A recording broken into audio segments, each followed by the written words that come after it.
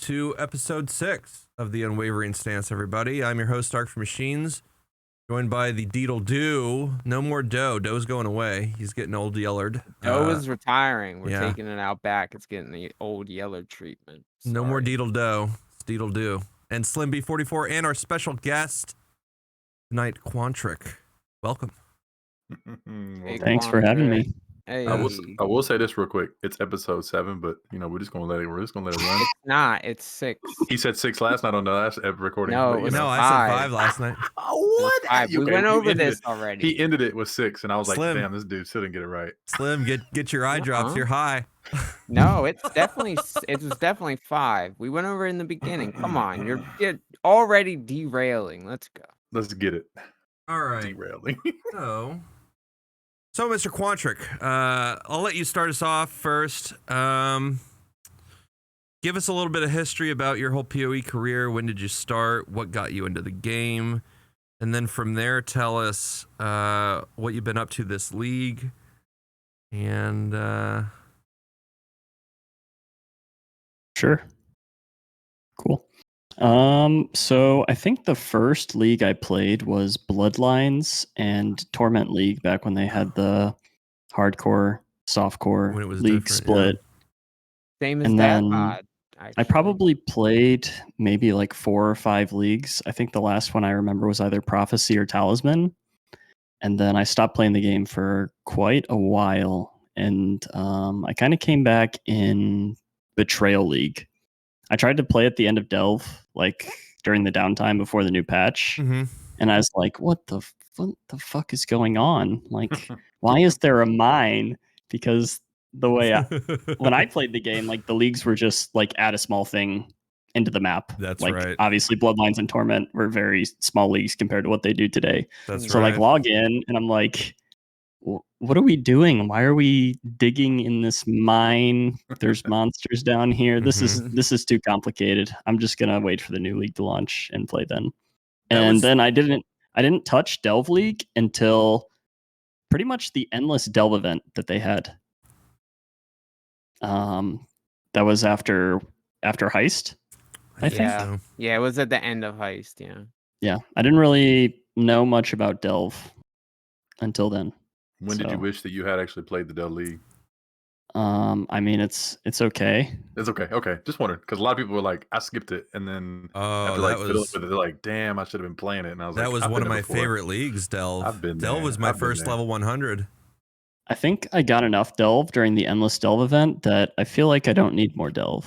By the end of it, I was just like, dude, I just want to have access to like the crafting bench and a few other things, but I can see how it would have been fun when it was a league as opposed to like just being by itself. Yeah. Mm-hmm. What's your opinion on people wanting to level their 2nd, 3rd, 4th, 5th characters through endless Delve instead of going through the campaign? I think that's fine. I don't really care how people level their characters. I think if we have easier accessibility to the end game for people after their first character, it's going to be better for the league. I would agree with that. Yeah. What was your favorite league that you've played out of all the Path of Exile leagues that you played? I really liked Synthesis League, and I really liked Harvest League. Synthesis. Explain. Micromanagey leagues. Dang. I was gonna say why? Give me. I just want to know. I mean, I can understand the other one, but why Synthesis? What is it that Synthesis that made it? So the thing I liked about Synthesis is you would map and you would collect all these tiles, right? And then you would just make this giant zone in your memory area and just like plug these 50 pieces together, and you would just run through them and just grind experience. Yeah. Because I'm like, back then I was like really more into just racing, like how much XP per hour, etc. So it was very enjoyable for me. I didn't do any of like the item synthesizing or anything like that. I liked the way you could just plug a ton of zones into each other and then just run them for a ton of XP. It's kind of like encouraging a little bit. I coordinate my my I guess relativity with synthesis with me was the fact that pretty much what you said you didn't do. Because the thing that I was like really was interested in synthesis was like trying to get that fractured item and get this synthesized item, and it never happened, right? I mean, I don't know if you remember that, but it like never happened, and people were like bitching and complaining about it all the time. And you didn't. I'm glad you didn't say that, because if you had said that, I'd been like, dude, how on earth did you manage to get anything? So you're good. You're good on that Ziggy one, D released a video on how to dude. how in synthesis about how, but it was still random. It was still Like, random, yeah, still random as shit. So yeah, you're but there was a good. big chart that like you had to have specific numbers of like you needed to have 1,000 life of items to get such and such mod at such and such value, and then it was Right. still like kind of up in the air Super because it would intricate. choose if you had just you wouldn't just have an item with just life usually, and then you would have like resistance. You would have some fire resistance, and if you had X amount of fire resistance, it may give you this mod. Or if you had mana on kill, it may give you this mod. So like it was still a juggle, and you really had to min max. I didn't even play it, but I kept up with stuff. I The didn't. thing that I didn't like about it was how micromanagey it was, and with the pieces. I wish I could have just ran the memory nexuses without actually putting the pieces together and collecting it and making like Tetris out of it. But the memory nexus itself and running it, I thought was a really, really cool thing. I just didn't want to put the pieces together. I just wanted to grind. I don't even remember it, to be honest with you. You're not Well, I missing much. mean, it just I remember it was like it was the first time I ever saw Path of Exile in Revolt. Sure. Yeah. Because the community fucking hated it, and I felt it on Twitch because Betrayal League, I ended that league with something like 50 concurrent viewers, and I felt it when Synthesis came out. I went down to 20. No one wanted to fucking do anything with it. So that's really the main thing I remember about it. I don't even the getting the items, I don't think I ever got there. I think I tried to understand the league, and it was just so convoluted of people just trashing it that I couldn't find a good guide on how to actually get it done. But I mean, from what I remember, the beginning of it wasn't too bad. Everybody was excited about it. I remember Quinn simul broadcasting the trailer or whatever. And do you have any memorable oh, sorry, go ahead. I actually have an interesting question. I mean, this actually he could probably touch on. It's pretty cool. I don't think we've ever asked anybody like this. So I know that Quantrik's like known for a couple things. You've like blown up in like the racing scene and stuff, and like you're exceptionally well at it compared to somebody, I guess, where somebody who's put X amount of time into a game, right? Usually it's like a crap ton of time, right? Somebody who like perfects a game and they're really good at it, and they're known like you're known for such and such, such and such and such and such, right? Like 3 big staples of something out of a game, especially like Path of Exile. So my question is interesting to me because I'm curious. Before Path of Exile existed, what are some of the stuff like? What are some of the biggest games? Like, what are some of the things you did? Like, what makes you, I guess, to be able to come into Path of Exile and dominate it like that in certain things? Like I've seen you do it in competition stuff and run races and stuff. Like, what did you do before this? That's a And good question. how did you translate it over to Path? I mean, before I played Path, I was just a League degen. Okay, League. You played League of Legends ladder. League. Did you play Dota? Nothing.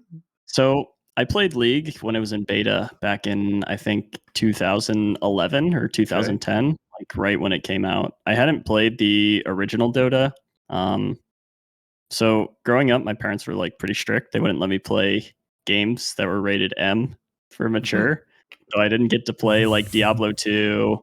They wouldn't let me play World of Warcraft because it wasn't free to play. They're like, we're not paying this monthly subscription for you to play this fucking video game. So I played like a lot of just free to play games that were out there. So I played like RuneScape was big for me, but not premium, just the free version. I played MapleStory.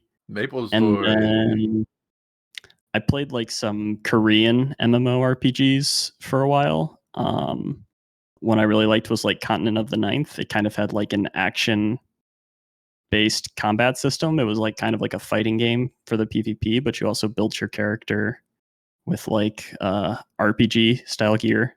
Were you always good at these games? Were you always like really good, like you are like Path? That's what I'm saying. Like, how does that translate? I was I was like the top for my class in that game on the servers on when it came to America. And then I played a lot of Guild Wars, the original Guild Wars. That game was really fun. That was like 2005, wasn't it? I agree. Guild Wars is classic. I couldn't be competitive in that game because everyone wanted you to join like Ventrilo or TeamSpeak servers, and I was in like middle school or something, and I was like, "Hey mom, hey guys, can I have a microphone to play Guild Wars?" Strangers online, and then like eventually, I found like some guys I could play with, and I was like, "Hey, I can join and like listen to you guys talk, but I don't have a microphone, so I can just listen to your call outs." So we would do like I think it was the Hall of Grandmasters. No, that's Path. They had like the Hall of Heroes. Hall of Heroes was I know what that is. Yeah. You'd like the 9v9 or 8v8 or something. So I got really into playing that, and then eventually, like when League came out, I got pretty addicted to that starting in 2011, and I just played that for a long time. I grinded up to like Diamond 1-ish. That was before I don't think Master Tier was out. I think it was just Diamond 1 and then Challenger, I think. I can't remember specifically, but yeah, I was pretty into playing League a lot. Wow. But that game made me a shit person. And I heard League is really toxic. My wife now is just like, "You're such a fucking asshole when you play League of Legends." And I'm like, "Yeah, you're right. I should stop playing." I have a question about that too. Like a lot of people may not know. Some people may know that you have a wife, a kid, a regular I don't have 9 to 5. kids, I'm sorry. You have dogs, which might as well be kids. I'm sorry. It just kind of flowed out. You have a wife. You're 45. You have dogs. You have a job, grizzled... right?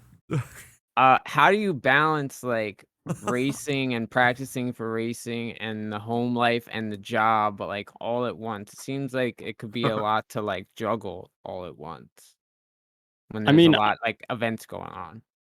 We don't really have that many racing events like we used to. That's correct. That's true. When I got big into racing was when early game racing was pretty popular, around when like the ExileCon races were happening, and I got really invested into short races, and I would just like finish work and go home and just blast, like eat dinner, spend some time with my wife, and then I'd blast A5 Kataba runs on repeat for like 5 hours and then go to sleep. That's crazy. I don't know. Maybe it's just not in me with my attention span, but you have to. Like just Kataba for 5 hours. I mean, I've done Kataba a gazillion times. It's just so like I did it for weeks at a time. Yeah. I was so excited the first time I got under 2 hours, and then like you keep doing it, you get under 130, you keep doing it, you get under 115. And I think my best time was maybe around like 111 or 112. I came so close. What was my best? Like a 201.35 or something. And I had 2 that were under 2, but I died to Katava. I know that feel. That feels so bad, dude. It happened twice. Racing just the run was there, and it was like something stupid too. Like he was swiping, and I thought he was slamming, so I like hopped over to be like on the opposite side, but he was just like, "Oh no, I'm gonna swipe. I'm not slamming." And he just you took that whole forearm, bro. And like when you're speed running, you don't have life. Like you don't prioritize life. You prioritize damage and speed. Yep.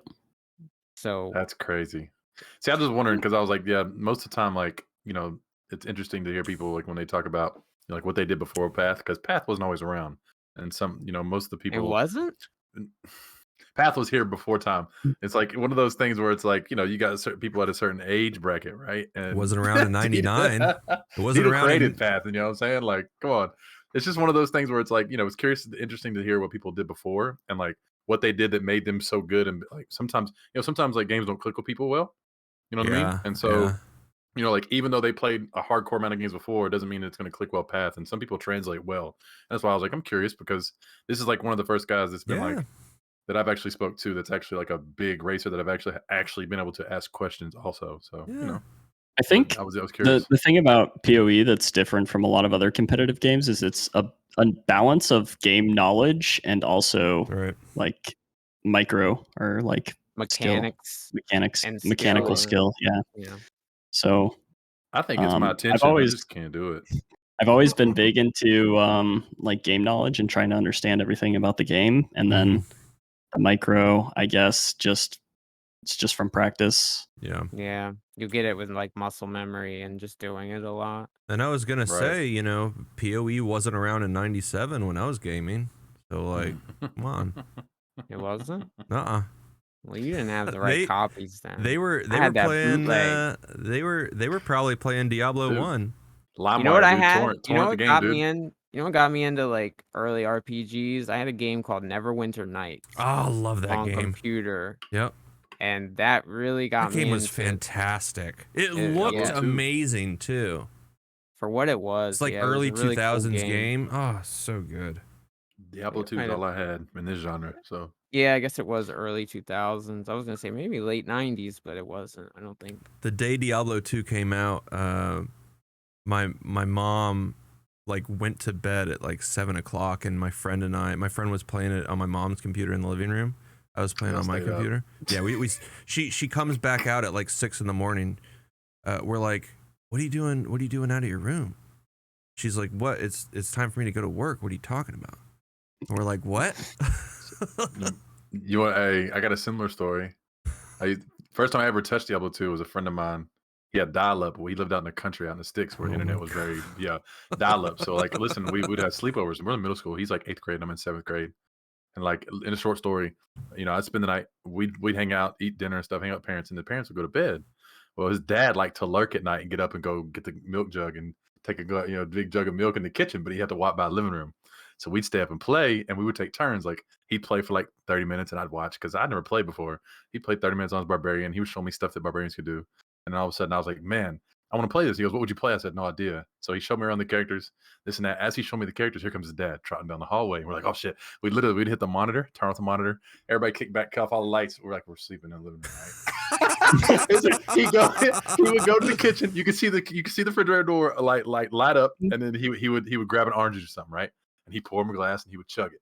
And he'd shut the door and he'd scratch and hear him yawn or something. He'd go back to bed. We'd give it like 5 minutes. He'd whisper, he'd be like, just wait, let him go to bed. Well, all right, cool. So we're sitting there in silence, bro. Silence, right? So we get back on, and we start talking. And I remember the first time I ever played Diablo 2 was playing a shapeshift. I was a werewolf. That was it. It was a wrap for me after that. But we do that almost every other weekend. Like we would hide and wait. And I mean, obviously we thought we were sneaky, but then when as parents know we were up playing gaming and stuff, staying up late as hell. But it was just funny watching us like sneak back in the chair, sleep, and then wake back up like, yeah. It's too much trouble to discipline kids. Takes too much effort. All right, Quantrik, how was your Gauntlet? Talk to us about that. Interesting. How was your Gauntlet? This time. How did what did you think about the event this time with multi-proj and the Act 1 redos and just everything? I mean, obviously Act 1's a lot harder. I'm pretty concerned for future gauntlets if they start buffing the other acts. Like Weaver. Yeah. Dude, Quantrik didn't hear real quick. Quantrik didn't hear. We're gonna meet Oak and Weaver at the same time. Oak's gonna be riding on Weaver, doing his sweeping, and Weaver's gonna be EK. You didn't know that, dude? That was our chat said it last night, dude. I swear. Sounds incredible. I can't wait. But That's what he's one is really oppressive now. I feel like there's only a few skills you can play in Act 1 and not die. I mean, for any melee build, it's just the steal skills and just off-screen all the mobs and just don't fight them. I mean, even like at League Start this league, when I was playing softcore and I got to mudflats, I just like got charged by a Roa and it took like 80% of my life, and then I was stun locked and I got hit by another one. I'm like, Yep. what the fuck did they do? They This is Diablo pain. 2'd it. They Diablo 2'd it. Yeah. But yeah, Gauntlet wise, I leveled a Berserker first, you know, as is tradition. I think I got to level 92. My gear was pretty set, but my character felt like garbage because slams are pretty bad this patch. I was stubborn, and I figured I could make them work until I could get my Rage Vortex build online, but I ran like a few Legion 3-ways and I didn't drop the Lethal Pride Jewel, and at that point I was just like, okay, I'm just going to go and see what happens. And I got shotgunned by some nice Veritania birds. It's beautiful. I'd seen that clip, yeah. Yeah, you were it like, was go pretty make fun of Karn, and then it was like, But bam, you got insta The, give. the reason I die there is just my damage is too low, so I have to backtrack to kill the pack, and backtracking on Veritania maps is just puts you in a bad position and you die. Backtracking period in Gauntlet is really never a good idea. Yep. Yeah.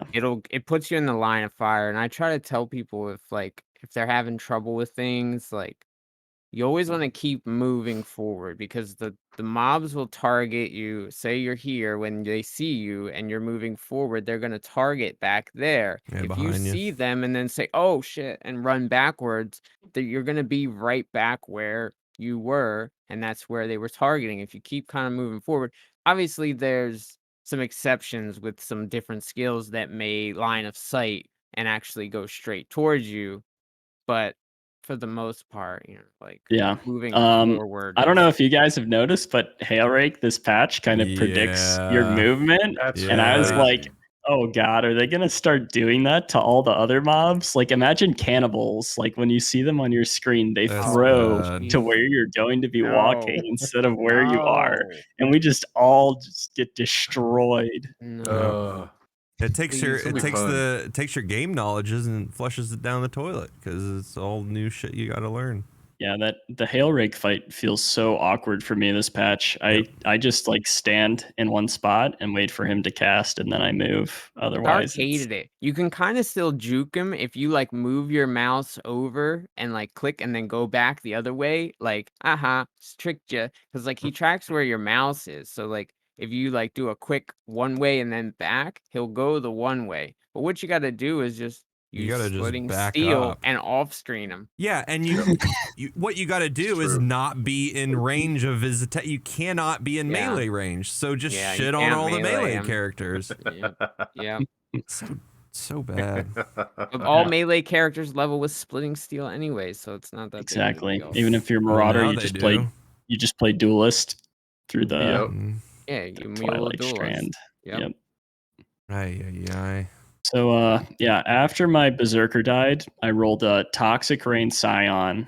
I got to about level 85. I was doing like T8 to 10 maps, and I was just getting blasted. I was getting my shit pushed in by what were you the mobs. You were gonna do Raider Trickster, or what were you gonna? No, it was Raider Berserker.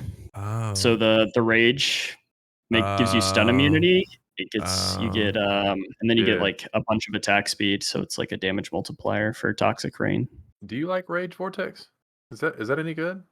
It's good if you get Lethal Pride and you go Chainbreaker and you scale mana regen. I don't like it up all the time. I don't like the Warcry version. Okay. It's very clunky to play, in my opinion. You're the first person to even mention it since it's been released, so that's why I was like, interesting. Like the first conversation anybody even talked about it. Okay. Because I like Berserker. I like that whole rage mechanic stuff. I just haven't made myself come to mess around with that skill yet. Yeah, it's pretty OP for bossing. You can think of it as like a leeching dot that gives you Fortify. Like you throw this giant circle that can give you Fortify, and it hits the mobs and it leeches off them, and it lasts like 3 seconds. How's it scale? Sounds amazing, actually. How do you get it to like? I mean, is it like based off of duration? You throw it out there and it lasts a certain amount of time. What is it? I mean, like, I haven't even looked at it. Like I said, it lasts a certain amount of time. The amount of damage it does is based on your maximum rage. So it sacrifices a certain amount of your rage. So It's a That's little why you weird want the with Chainbreaker. Chainbreaker because it has a rage cost and then it has the sacrifice on top of it. So you do need a lot of rage regen if you want to use it for like mapping only purposes. But for Understood. bossing, you don't need as much rage regen because you can just throw it, wait 3 seconds for your rage to build back up, and then throw it again. Okay. Does it Yeah. stun a lot? Could you use like warlords with it? Does it hit hard enough to stun? Yeah, you could use Warlord's Mark with it. I was actually using that with like Battle Mage's Cry a bit to auto apply the Warlord's Mark since it's a melee ability. Very interesting. Indeed, I kind of like it. I haven't really looked into Rage Vortex too much. I seen Karn was using it just to like augment a bit of his damage and I guess get fortify.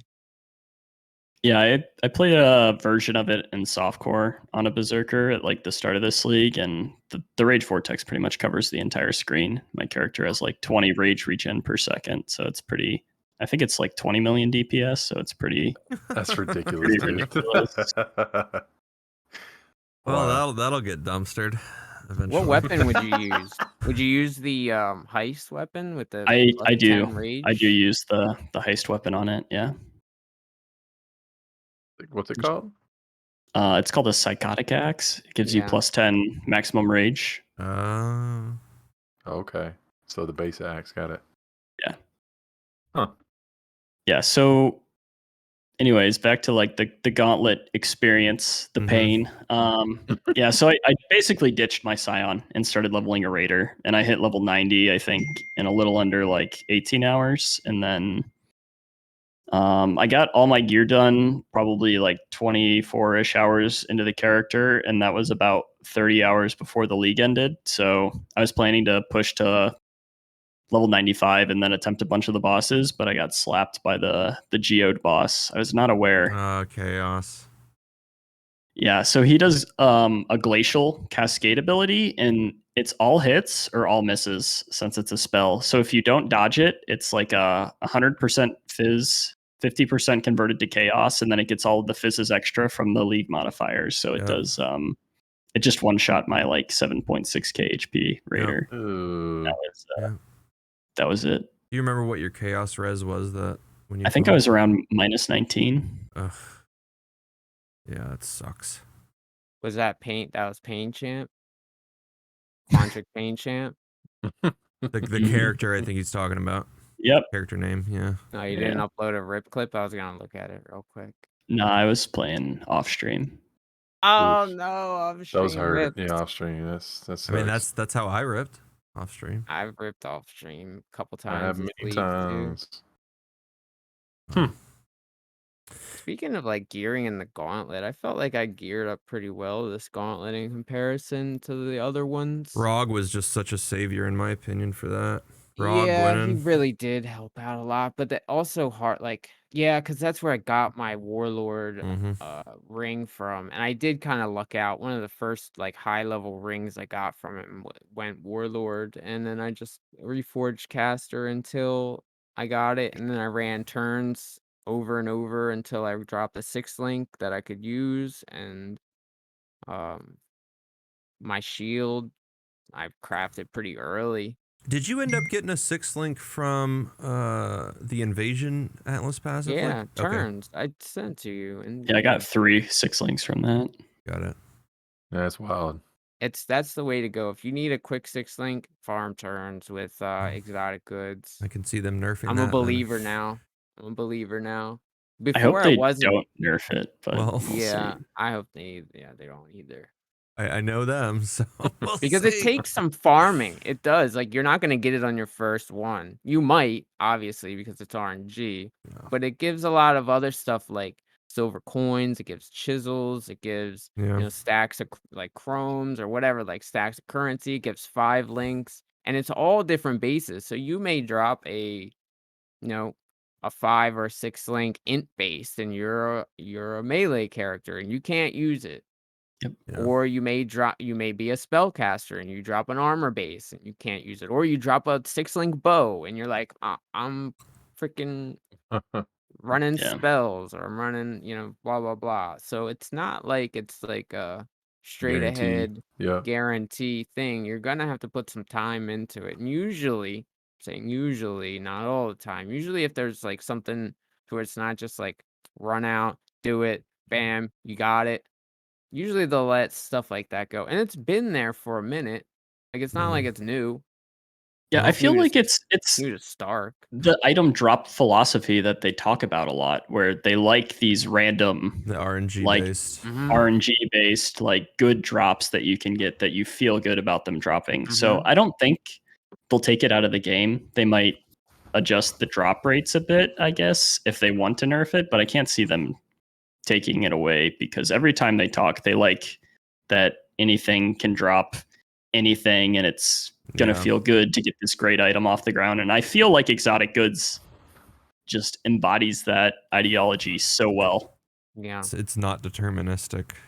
Yep. Even though it's the most deterministic way to get a 6 link in the Gauntlet. Yeah.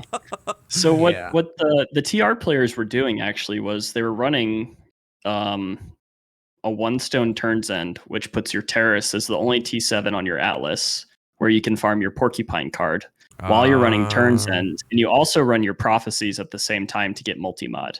So you're kind of farming for 3 things at once, right? You're farming for like your 6 link body armor, you're farming for your 6 link bow, and you're farming for your multi-mod all at the same time. Smart. Yeah, that is smart. I didn't know Yep. about that. If I was a TR fan, I would be looking into that, but I don't know. Bows just don't work for me. Have you tried playing TR, or did you just Yeah. write it off because it's a bow skill? Because it doesn't feel like a bow skill. Just doesn't. I don't know. It just feels in like a general, spell. It does feel like a spell, does feel but like a that's what spell. everybody says. That's what everybody say about mines. People are like, "Oh, mines are just spells," and I mean, But I get it, mines they are are spells, clunky. but they're clunky. Mines- And Mines TR are isn't general. clunky. Mines are amazing. Glacial Nah, Shut up, Cascade dude, I'm Stark. sorry. mines. They're I'm terrible. Oh, they're so good. All right, guys, I gotta go. Yeah. I heard something positive about mines. I don't know. You're I fucking outnumbered love here, mines, Stark. man. Get out of It's here. listen, Get out of it's here. another lopsided 3 wrinkle brains with fucking 1 smooth brain up in the corner laughing about traps and mines, dude. But no, Jesus seriously, like Christ. TR feels really good. Like I haven't played a TR Raider or TR in a while, but I don't know. it doesn't feel like a normal bow skill. You don't scale it the same way. It's very much spell-like in how it So scales it- and how it feels while you're using it. It feels even better this patch because they nerfed a lot of the support gems. So faster attacks is like pretty good for this A skill little better. now. Yeah. So getting that extra, like I think it's almost 60% attack speed yeah. at max Yep. level and quality, it feels extremely smooth to play. I mean, even in Gauntlet. So take away 40% monster life, it's gonna feel Godly. pretty Oh, yeah. good to play I'm this gonna check that patch. out. Plus it slows them. Not Yeah, as it much does. as it used to, but it slows enemies down.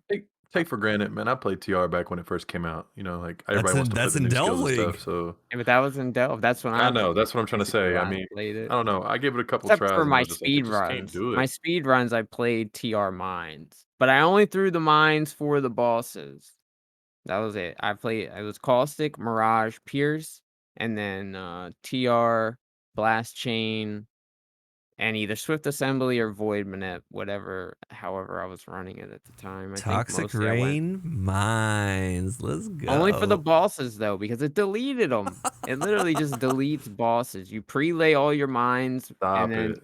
just detonate and they're gone. So the best part of this patch for What's bow up? skills is Focus Ballista because I've now seen you can videos. pre-stack without having to use mines. It's amazing.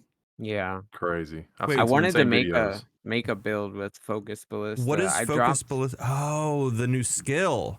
I Yeah, dropped so your totems they support. fire with you instead of like firing on their own. So you can like pre-stack an area with Toxic Rain Mhm. ballistas, right? Because it just fires the totems where your cursor is at while you're attacking. That's nice. It also increases their attack speed too. Based off how much you attack, yeah. No, It's it just just on the gem itself, it has a more Oh. attack speed Well, multiplier. the totems still have an internal attack speed limit. So if your attack speed is higher than the totems, they won't attack as fast Oh, as you do. interesting. interesting. Okay. Well, Ballista support has a less attack Yeah. speed multiplier on it. Yeah. I've seen people do the tornado shot with that, and they gave like like kind of like the how many projectiles can they get off on a screen? You're smiling because you've seen, I'm sure. Yeah, I saw that and I was like, what in the world are people coming up with? And then as they more experiment down the road, about a few 3 or 4 days later, you'll see like somebody posting a white map and they'll just demonstrate on like how it operates on a white map, and then they'll invest some more money into to their gear, their build and their gear, and then you'll see them doing red maps, and it's like, what is this? And it's like, I don't know. I remember seeing it, and he was shooting, and he Are was you doing talking the about the ebony. video he was doing the doing ebony. doing all of the bow skills on a ballista with Yeah, on the focus ballista. ballista Yeah, but this is before he even as did a that dead video. eye? It's before he did that. Yeah, he even did the one with just like the ebony demonstration of how many projectiles he get out on the screen, and he was using like the greater volley with the fucking GMP plus this plus that. It was just ridiculous, and he was like, "Let's see if I can put this into a build." And he eventually did it, but obviously he only came out with like 3.2K life doing it. But it was just impressive to see, and he was like, "It's just demonstration of like some of the stuff you can do with this if people were like overlooking it, because it was getting slept on. I know it was, so it is what it is. It's interesting to see." Sounds a bit overkill, and it sounds like if you don't Hell have a yeah. good rig, your GPU is just gonna melt. Well, that's Path of Exile in a nutshell. That's true. That's true. The Yeah. forbidden builds, I know y'all seen those too. Them mugs are funny, dude. Especially the guy with the voice. The Forbidden Sun. It's a forbid. He calls Oh, it the forbidden build or Juices. something. Yeah, there you go. Yeah. Just like the cast when damage taken loops and spawns like retarded. thousands of firestorms. Yeah. He just want to see. He's like, let's just see how far I can take this. And he just goes crazy with it. Yeah, dude. Oh yeah. Oh yeah. I've seen some silly stuff out there. So Quantrik, did you catch anyone else's Gauntlet runs or any clips? Like, you catch any of Lily, Visna's, Darky, Steel Mage, any of the guys? Yeah, I mean, I watched most of Steel's boss fights. I watched most of Darky's boss fights. I watched like a lot of the clips from other players. I did not watch the RF Jug. I will not watch that.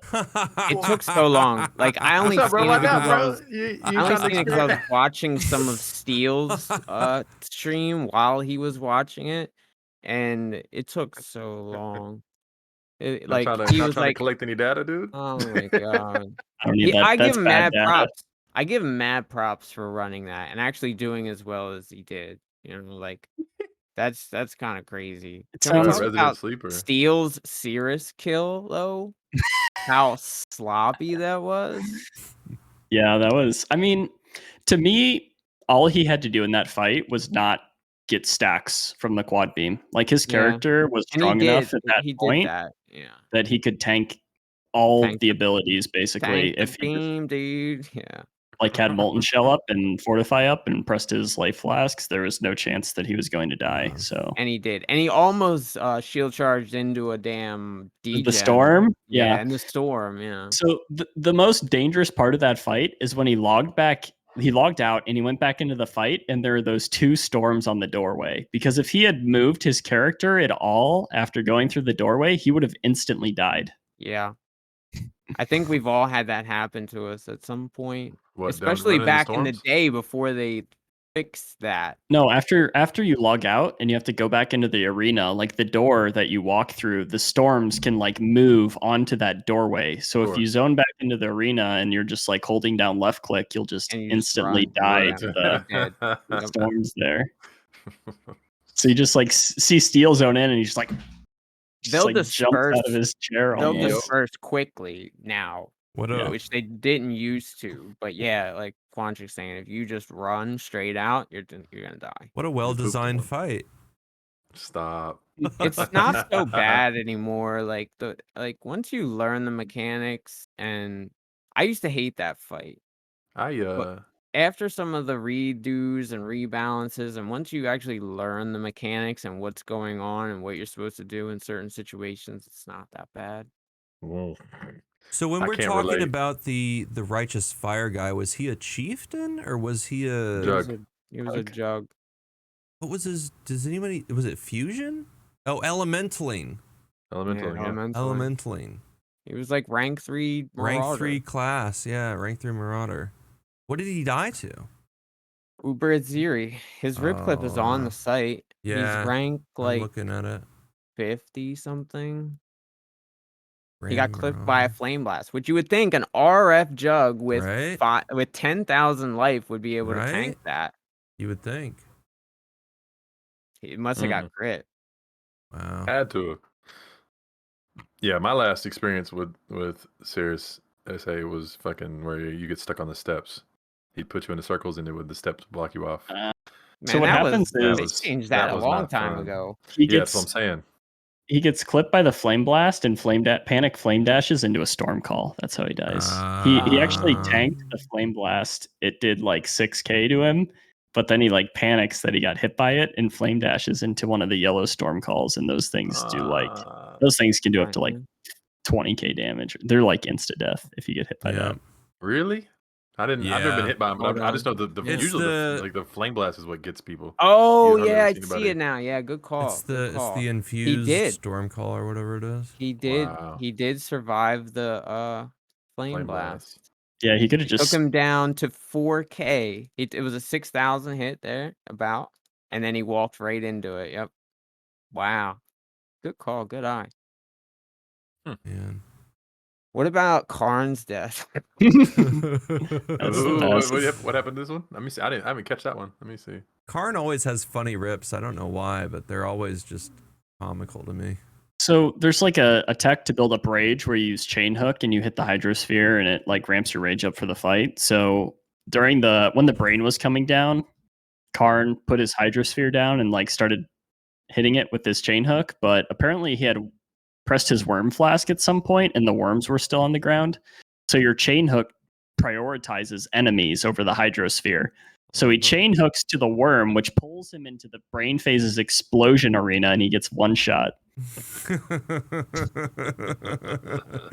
He got killed by his own worm out of his flask. Does anyone know anything about Huwu? Because it was my first time seeing him. Uwu? Yeah. It's apparently pronounced Uwu, but I think it's Uwu. The H is silent. Oh, it's definitely Huwu. It was very wormy. I've seen him around, like in the Discord. I've seen his submission for his racer, and I've seen him around.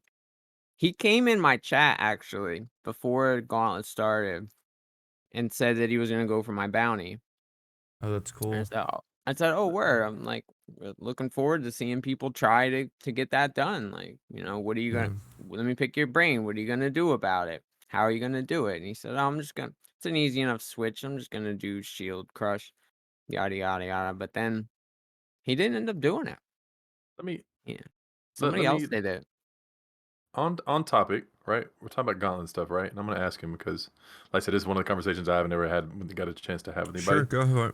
So you've got somebody like me, Quantrik, who enjoys Gauntlet. The birth of my like addiction, not really addiction. I'm not really addicted, but I do enjoy like the hardcore scene. For the longest time, for like what? When was the meme league? That was Blight. When did you end of Blight? And how long? What has it been? 2 years? 2 years? Yeah, I'd probably say about 2 years now, right? Yeah. Roughly. Almost, not quite, but almost. So I played Path for like 5 years, five plus years, right? And I'd never played a lick of hardcore. I came from Diablo 2, never played hardcore, anything like that. I just part of the reason being I just had friends that they get really attached to their characters, and the group of friends I played with, 90% of the time I played with, they didn't want to play hardcore. So I just randomly get out here and Stark's like, you never played hardcore? I was like, no. And he goes, come play the meme league. I was like, fuck it, I'll play some meme league. That birth, right? That was the birth of my like, interest in that stuff. Coming from somebody who's maybe not as expertised in the hardcore scene, especially with Gauntlet stuff, what would you give as like some advice, like 3 big bulletins or like just anything that you would like to give, something that you've even come into the scene and picked up on from other people, something that's like really handy for people who are, I'm not like brand, somebody who's not brand spanking new, but who could benefit from information from somebody up in the top 5%. You see what I'm saying? Yeah. One, always play the best build. Like there's a clear bet. You're gonna do better. You're gonna have more fun if you play the best build. I have a hard time with that. This league, the best build was SST Glad. Of course it was. Yeah. So that's my number one piece of advice. I Sure. tell people that too. My second best piece of build advice tank you. is get res capped at the end of Act 1. Okay. So Yeah. you're just stashing up transmutations. Basically, every rare, every magic item that drops, vendor it, don't ID it. And then you're going to buy like 2 sapphire rings, or you Yep. can buy iron rings and use the vendor recipe to get topaz rings. And you're just going to craft the % res from hideout on those once you hit level 12. Yep. And then the third thing is like, don't worry about speed, like prioritize safety, and like DPS still matters. Sure. Like you can't just build all defense and expect to get by, because there are bosses that are going to be DPS checks that are going to shit on you no matter how tanky your character is. Like Act 4 kill them. Act 4 Duetry, like if you have ZDPS, odds are you're going to make a mistake. You're going to get shotgunned by her little blood balls, and you're just going to insta die no matter how tanky you are. So Yep. Sure. Yep. Interesting. See, because I've like my highest level in the Gauntlet has been 82. Like anything Gauntlet related has been 82. So that was like a first. And then I think I've came close like a bunch of the times, like 70s, early 70s, mid 70s. I haven't got past that 80 level. So yeah, I was just curious because it's like, you can look at all the YouTube videos, and you can look at all like the, how to do better in Gauntlet, how to get good in Gauntlet. I've seen videos like that, the clickbait stuff, and like they'll kind of ring you around the rosy sometimes, and you might get some information out of it. But on the average player who's looking to actually maybe pick up some information on the Gauntlet, you don't really. There's so much information in that video that's it like almost like misleads or like hurdles over everything that was meant to be told to the person, right? So like I was just curious because like some of those, like I knew probably like the 4 points you gave, I knew probably 2 of those that I would have thought of up front, and some of those are actually pretty good. I know that like mechanically, like, not everybody is good at Path as you are. Mechanically, some people just aren't gifted. You know what I mean? Some people aren't as gifted as Deedle. Some people aren't as gifted as Quantrik. You do Some have people to are. be mechanic. Yeah, like Yeah, it's you have not to be. just Yeah, knowledge, right? the Like knowledge can take Quantrik you so said far. earlier, Yeah, it's path isn't just a mechanical or just a knowledge based game. It's kind you of a gotta have combination both. of both. Yep. You really got to have that, and then even then, you still have to put in some practice. Like Practice. That's why I don't have. just because you have the knowledge and the mechanics, you still have to put it into practice and actually do it. And then sometimes RNG can fuck you. You can get RNG screwed That's so the quick, thrill of it. That is the thrill, and you know it. or You you know it can get is. RNG boosted. Like that's Yeah, the like thing. Viznes. +1 That's the fizz thing. spells on like every piece of his gear, pretty much. I was just That's curious what because I that's used to it's say, interesting. like back in the day, or not even back in the day, is like what differentiates uh racers from normal players is they know how to leverage good RNG, right? They Yeah. don't rely on it, but they know how to leverage it to make them do better, and they also know how to mitigate bad RNG at the same time. And also the mechanics and the skill and practice. Lot to practice. Yep. I think it just comes with reps and like judgment and a lot of things. It's it's one of those rounds because I think I'm mechanically sound, and I think I have enough knowledge about the game, to push to if that's like the final goal of most people, like you hear about the stats and stuff. Most people can't get past Act 1. You know what I mean? Shit like that, right? And now that Act 1's even harder, most people probably aren't getting off the fucking beach. Let's just be real. But like if the end goal for most people who are actually somewhat knowledgeable and actually have a chance in the Gauntlet, the over average player, reach 90. I think I could reach that. I just didn't know like what else there might be some recommendations out there. Anybody else listening that is like me. Yeah, the biggest thing once you get to maps is discipline. Like knowing what your character is capable of, and never greeting, never trying to do something that's potentially told me that a lot. Yep. Potentially ripping. That's how I died for your character. Like greed, like a twinned courthouse T16. Yeah. Yep. I mean that's one of the reasons like Darky almost never dies. He never greeds, right? He's not supposed to do. Yeah. And Steel. That comes with judgment though. Steel's the same way, right? They know, like if I do this, there's a potential that I'll die. I'm not going to do this. I know. I know for a fact. But they've also been doing it a long time, and they have that knowledge base. And now I have that knowledge base that Twin T16 Courthouse I was doing regular courthouses, the T16, and it was fine. But yeah, twin, but you took 3 bosses and made it 6.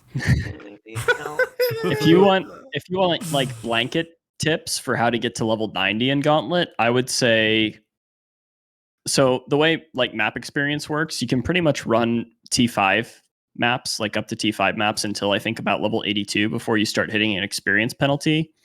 So my recommendation would be stay in T1 to T3 maps. Don't even spawn your conquerors until you hit about level 80 and you get your Uber Lab. And once you have like that power spike and you feel comfortable with your HP pool, then I would start approaching like your first set of watchstones in the corners, like killing those conquerors. And then after that, like pick one inner region, and you can probably run that till like level 88 or so, just from like a 1 watchstone inner, and then you can go to like, you could probably run one watchstone inner region to level 90 realistically. I would go a step further and say probably not. Don't even run Uber Lab, especially at 80.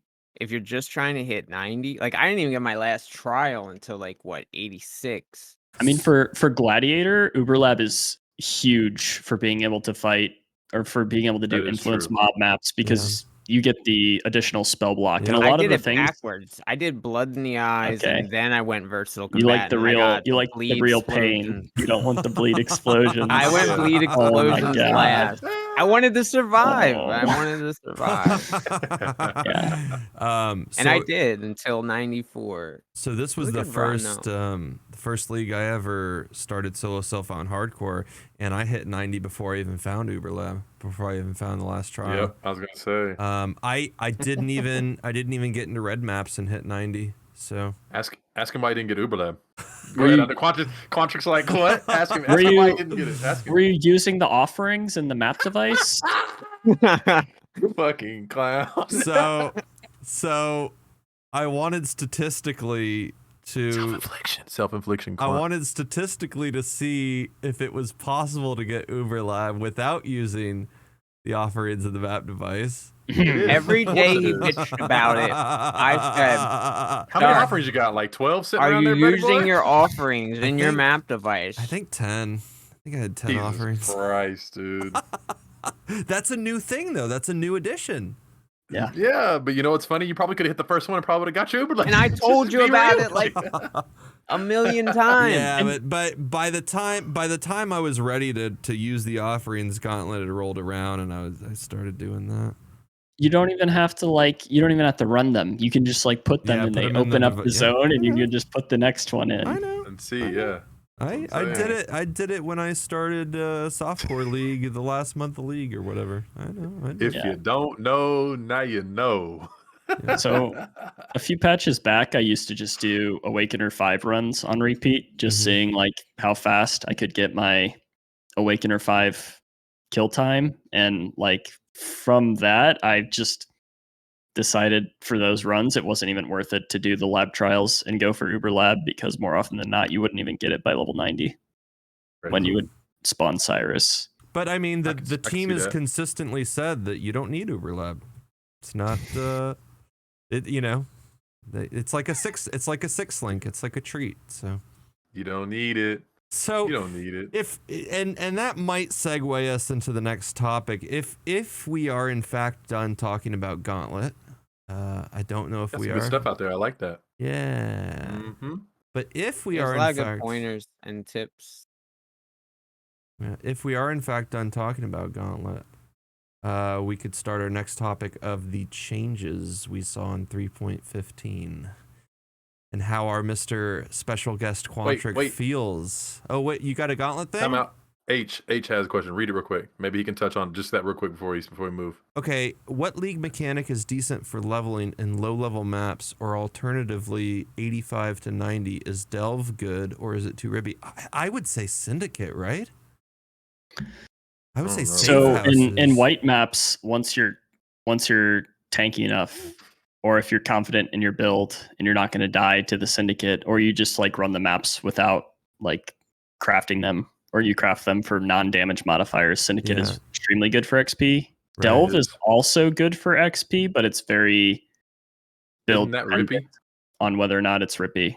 It's Yeah, build Well, dependent, if so. you have corpse removal, so if you're like a gladiator with bleed explosions, Delve's not that rippy. Like a lot of times, what kills you is you're on like an Azurite node and you don't notice that you spawn the Wedas and they the just weathers like- explode on you. are Yeah. underneath you and they explode you and insta kill you. So if you have like corpse removal as a gladiator, it's pretty What easy about- to What run. What about both Harbies? XP.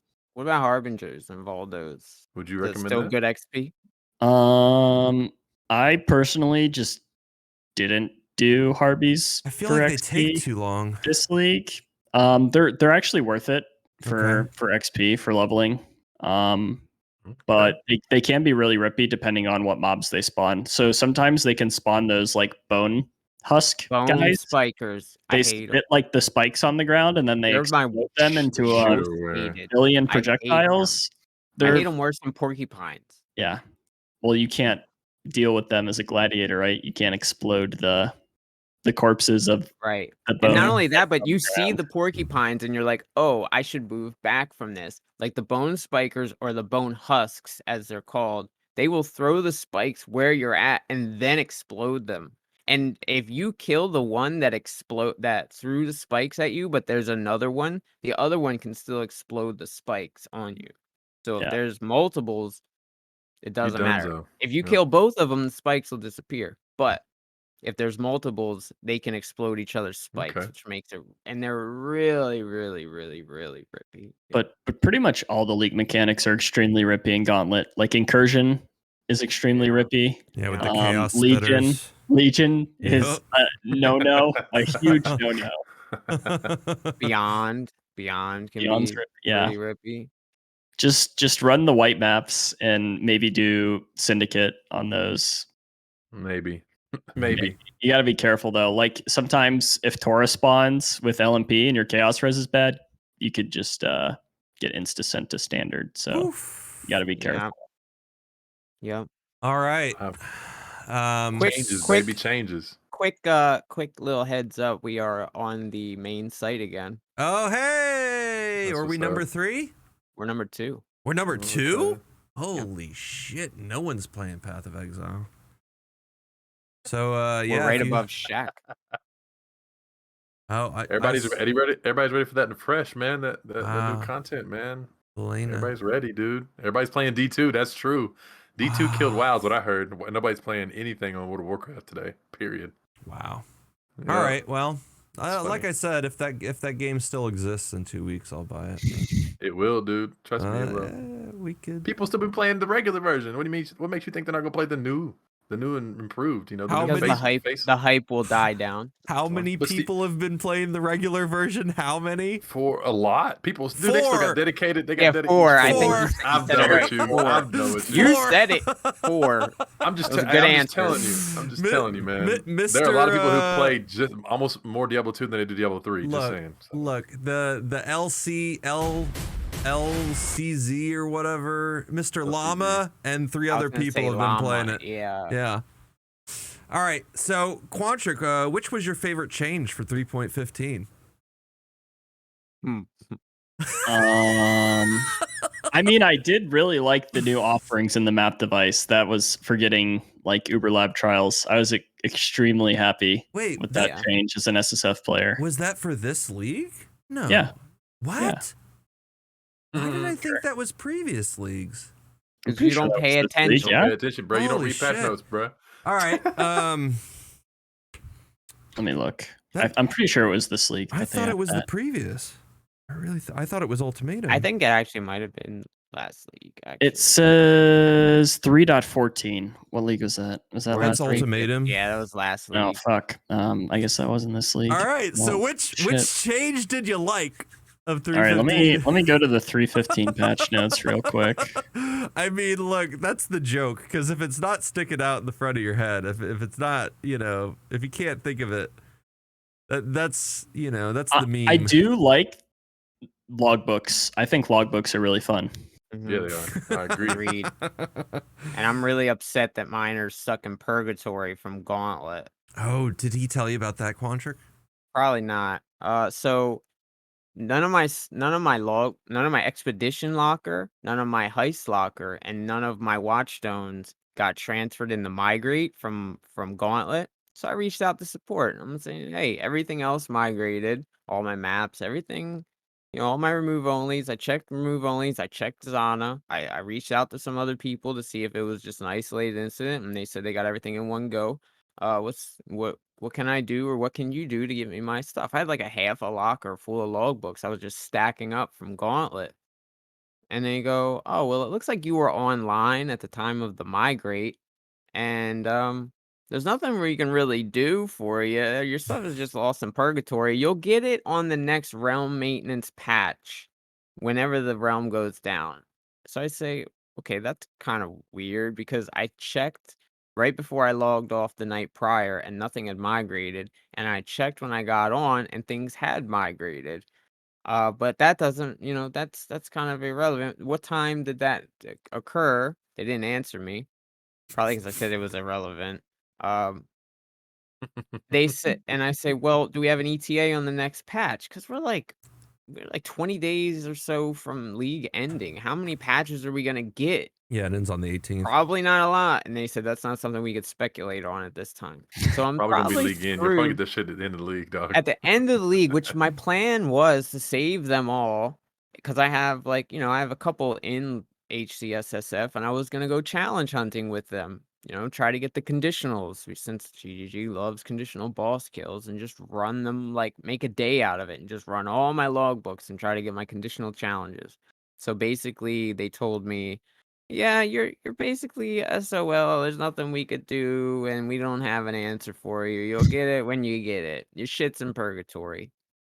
Gee, thanks. It'll Nice be even game. funnier when they don't have expeditions stay in the game, so then all your logbooks are like you can't even use them. Can't even use them. Nice.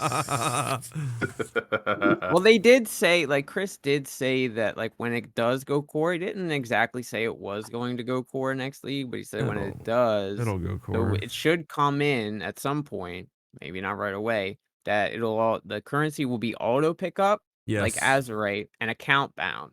And non-tradable, So yeah. they did, it does sound like there is plans to They make a plan core, to. and I Yeah. can't see, I thought this league was really a really good league, barring a lot of the negativity around it and the changes to flasks and ailments and All right, slams I and looked stuff. through the patch notes to see what other things I liked about this patch to just remind myself what happened this league. Battle Royale. I like Battle Royale. That's fun. It's hard, but I like it. I agree. I like It's the very flask hard. crafts. I don't like the change to charge gain and Yeah. the change to ailment immunity. I thought it was terrible when it was 1 second. 4 seconds is a little bit better. I Yeah. like the orbs that we're able to use on the flasks. I think those are a cool addition to the Do game. you use Yeah. any of them? I've Yeah, used 2. I like to use the trigger on freeze before I'm ailment immune. Okay.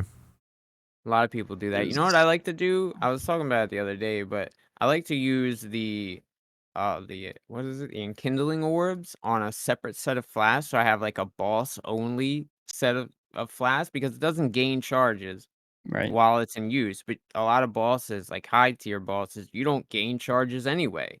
Yeah. So you just get an increased effect or extra charges or reduced charges, or a 10-second flask, and it's there's really no downside. You just swap in for maybe Conquerors or Cirrus or Shaper or whatnot. And it's kind of cool to have a separate flask set up for bosses.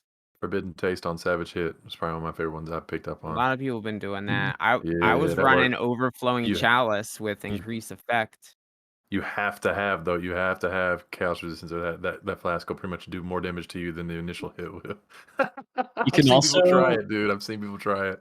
You can also set up so all your Jason flasks are used on every flask, so you can kind of mock a flask macro.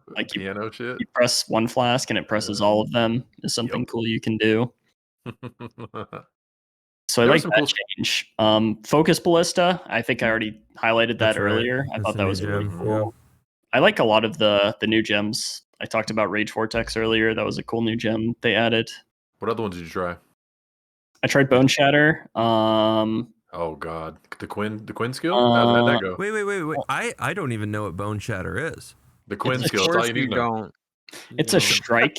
Sounds like a strike melee skill. ability, a melee strike ability. That's why I don't know about it, because it's melee. Yeah. And not You ranged. were really hyped on it in the beginning of the league, wasn't it? Like bugs or something. It was doing something about the. Go ahead. It has some weird ways that stun works, where sometimes mobs can't be stunned while they're using particular abilities, or if they have energy shield, they have a 50% chance to not be stunned, which then makes the shockwave not happen, which then entirely gimps your clear for the ability. There's like some bugs with strike skills in general, not just Bone Shatter, where if your attack speed is too low while you're swinging, the mob can walk out of your strike and actually physically avoid it. Oh, that's like heavy strike problems, right? Even Is that with what- is that Vigilant that's like? Strike, I've noticed with Vigilant Strike that'll happen, yeah. Even Yeah. though it never Feels evades. clunky. Yep. Or they can't, it always hits. The Even- enemies yep, can never yep. evade. It's really weird. Yeah, so if your attack speed's low and you like go to swing your weapon, like It there's can move. the way they changed melee is there's like a weapon hitbox now or something, so it could hit That's right. multiple mobs in an ideal scenario. But in the unideal scenario, the mob you're swinging at just like walks out of the way, and then you hit no mobs and nothing happens.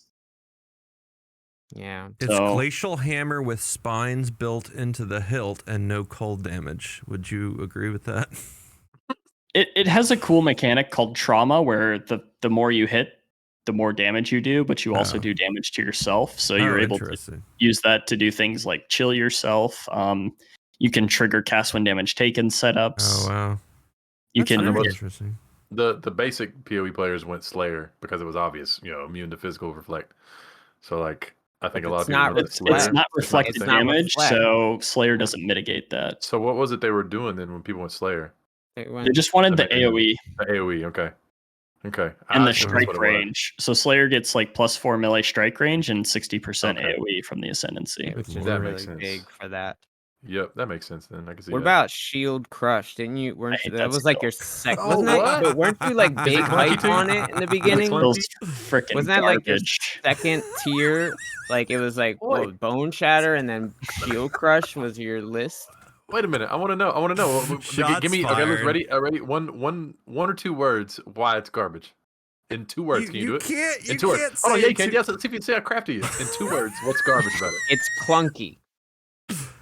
That's why. Bad hitbox. Yeah, it Okay. feels so clunky, dude. I just assumed it wasn't AoE. It just couldn't match up with like it almost like cleave, because the cleave feels really doo doo because it just can't compete with other skills that clear like way better than that. You know what I mean? I guess that makes sense to you. So it's like it just feels doo doo when you have to stop and you have to swing, and the swing might be really slow, and then on top of the AoE could be really garbage. I mean, I played it, but I've had people say they actually enjoyed it. So that's why I was wondering like what he would say.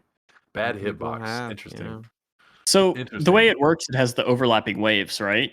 But Yep. if you like actually look at the visual, there's like a lot of the area like right in front of you. So the way it works is like one wave goes out and then there's the 2 side waves. So like typically how you attack a boss, you attack them head on. And if Yep. you're doing it like that, you're basically getting only a single wave. So you're doing half damage with the Sure. skill, which I see. doesn't feel good, right? So you Yep. kind of have to like angle your cursor. Like if the boss is here, you have to like angle your cursor over here. So then like the front wave goes here and then the side wave goes here. You So get you the get that overlapping. 2 wave hit and get the overlap. Did you play Spectral Shield Throw at all this league, Quantrik? Yeah, a little bit. I mean, that skill feels really good. Okay, because Deedle was. I didn't even. I haven't played it yet. I got a raider that I'm gonna make a Spectral Shield Throw raider in softcore. But Deedle was saying how some of the You can yawn, sir. You can yawn. Oh, Deedle was I saw saying. Deedle was saying how it doesn't line up. The aim is not completely accurate for the. Sometimes. Yeah. Sometimes when you're like, if your character is facing forward, it'll throw it straight forward. But if it's off at an angle, it'll be slightly right to your cursor. Mm. And then if you're like looking straight left, it'll be even more, which is just annoying when you're like trying to fire through a door or something. Like I was using the hydrosphere tech of like dropping a hydrosphere outside the door and then hitting the hydrosphere and it would chain off the hydrosphere and you could like 90-degree around corners. And sometimes if I'm at an angle, it's not as bad as like shield, like what he's talking about with shield crush. It's just a slight annoyance to where like if you're trying to go through a small enclosure that like you kind of have to readjust your mouse a little bit. And it's if you weren't looking for it, you probably wouldn't even notice it if you weren't doing something like that. Okay. So that's about the positive things from 3.15, right? Did you play any characters that where you noticed your mana pool this league, where you didn't have mana leech, where you didn't have Toxic Rain? Yeah. How did that difference feel? So annoying. I mean, I think the skill's always been like that, where you have to use the Enduring Mana Flask. But for me, it's really frustrating to like fight a boss and your Mana Flask runs out, and you just have to leave the map and go back in to refill your Mana Flask. It's not fun. The way Darky had to do that several times, even with 2 mana flasks. Yeah. The way I'd get around it in Trade League, a lot of people were using Thief's Torment, but I didn't want to. I thought that was such a weird band-aid. I did a Watcher's Eye, the Clarity Watcher's Eye, where you have a % chance to get your mana back, especially with Toxic, especially with Quill Rain when I very first played it in Delve League. Well, if you get all the Elrion crafts on your jewelry and you get a Replica Conqueror's Efficiency, pretty much all abilities in the game are going to be free. Yeah. At least attack-based abilities. Right. Did you mess around with Helix at all? I did. How'd you feel about it? How far did you get to it? That's my question. Because I mean, you can only go so far with like saying that you liked it or like a true analysis on it if you went to a certain extent. So I did like a Gauntlet practice run on it. I think up to like level 80 something. What class? Raider. Really? Yeah. Interesting. I went with Gladiator, and then like the pops were actually really interesting. It was pretty cool to do a Gladiator with it, to be honest with you. Yeah. I think it does a lot of damage. It just feels kind of clunky to play, I guess. Agree with that. Opinion. I quit playing Helix because it just the aim. I was like, how do I aim this fucking thing? Like, do I have to? Same thing as Diablo 2. You don't. You have to position your character kind of like almost the way he described the shield crash. You have to position your character because initially, no matter where you cast, it's like set on like a grid, and it starts at a certain point from your character from wherever they're at. I guess I'd rather place 5 mines and detonate or something. Oh my god! What about I would rather play Helix, dog. What about Blade Trap? Did anybody play Blade Trap? I didn't play it. That looked the worst, by the way. That looked the worst. I heard that the biggest problem was it took your weapons into account instead of like a regular trap damage or whatever. That's what it is. Yeah, it's an attack-based trap. Yeah.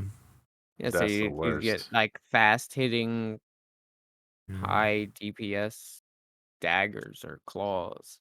Well, I wanted to ask you about the mana changes and why do you think they made those mana changes? Or I have no idea. I think it was a terrible decision. I would agree with that. Oh yeah, I played my Slammer. I played Slams like a bunch in the past patches, and I played it this league in Gauntlet. Did you have to use a mana flask on the It was Slammer? no, because you get mana leech, but like your war cries cost like 35 mana each because second wind's like a 200% mana multiplier now, and it's pretty much mandatory. And it felt so bad to play because if you like attack and you miss a mob, your mana is just gone. Yeah. If you put life tap on it in a 5 link, it'll kind of work. Yeah, but I was playing a one hand Slammer. So if I 5 link my war cries, that means my main ability is only a 4 link.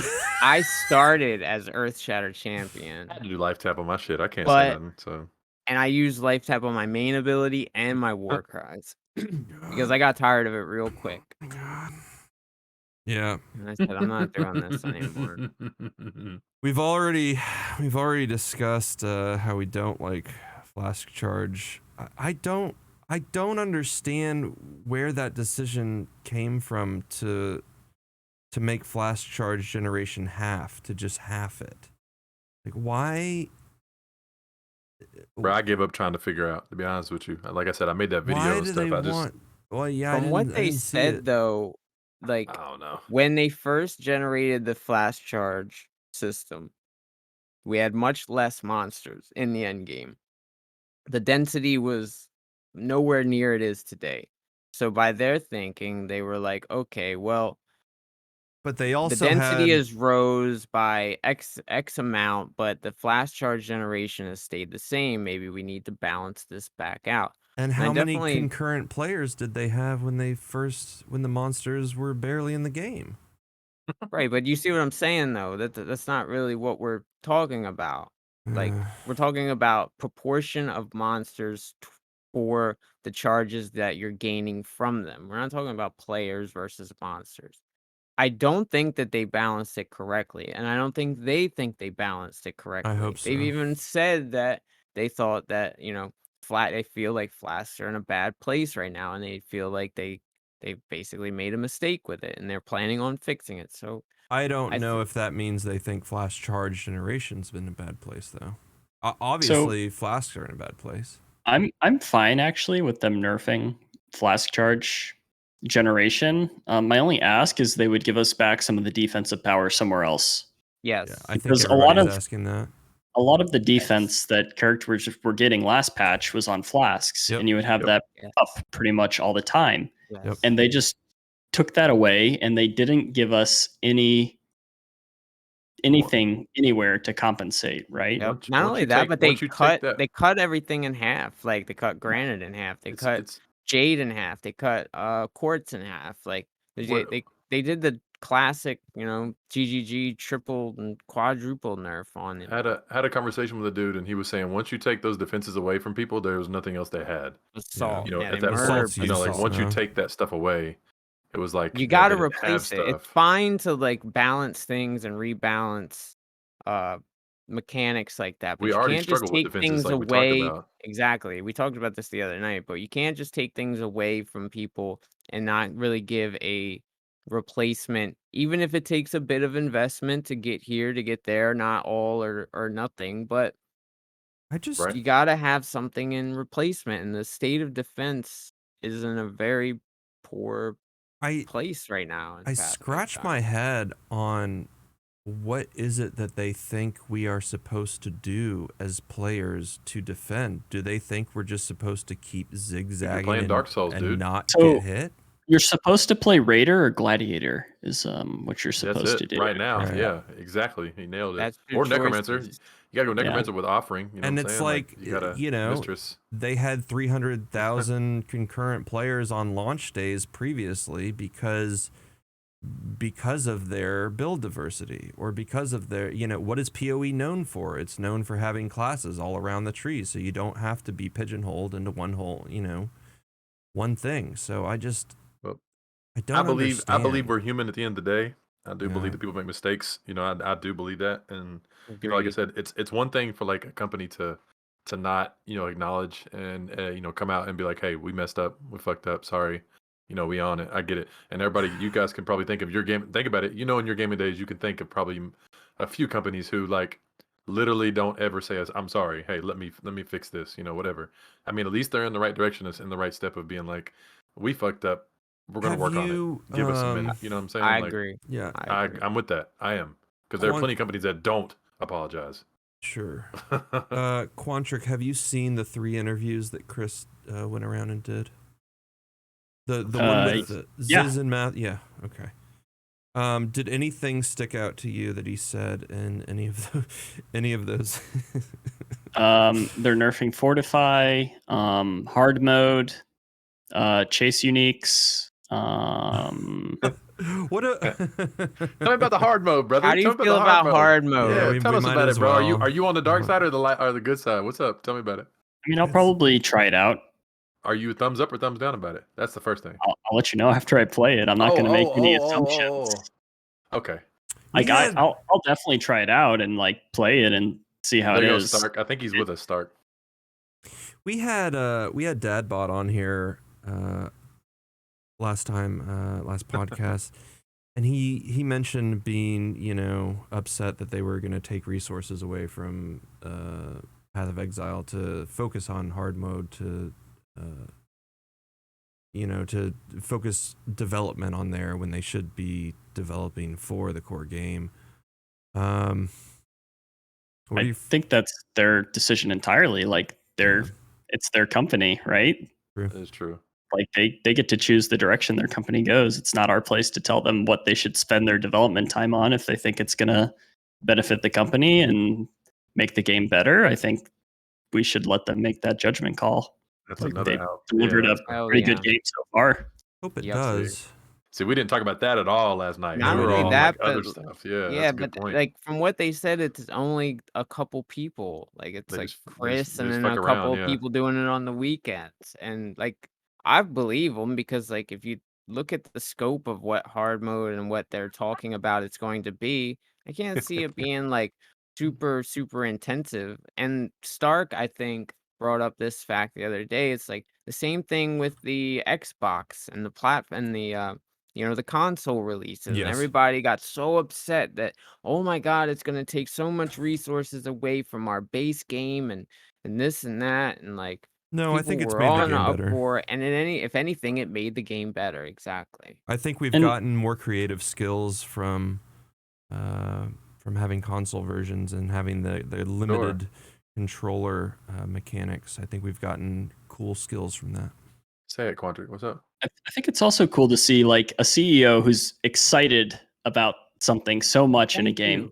Like someone who's so passionate about the product they're putting out and like really excited to be working on something new, and just like you see how happy he looks when he's talking. That's what I've been saying all along.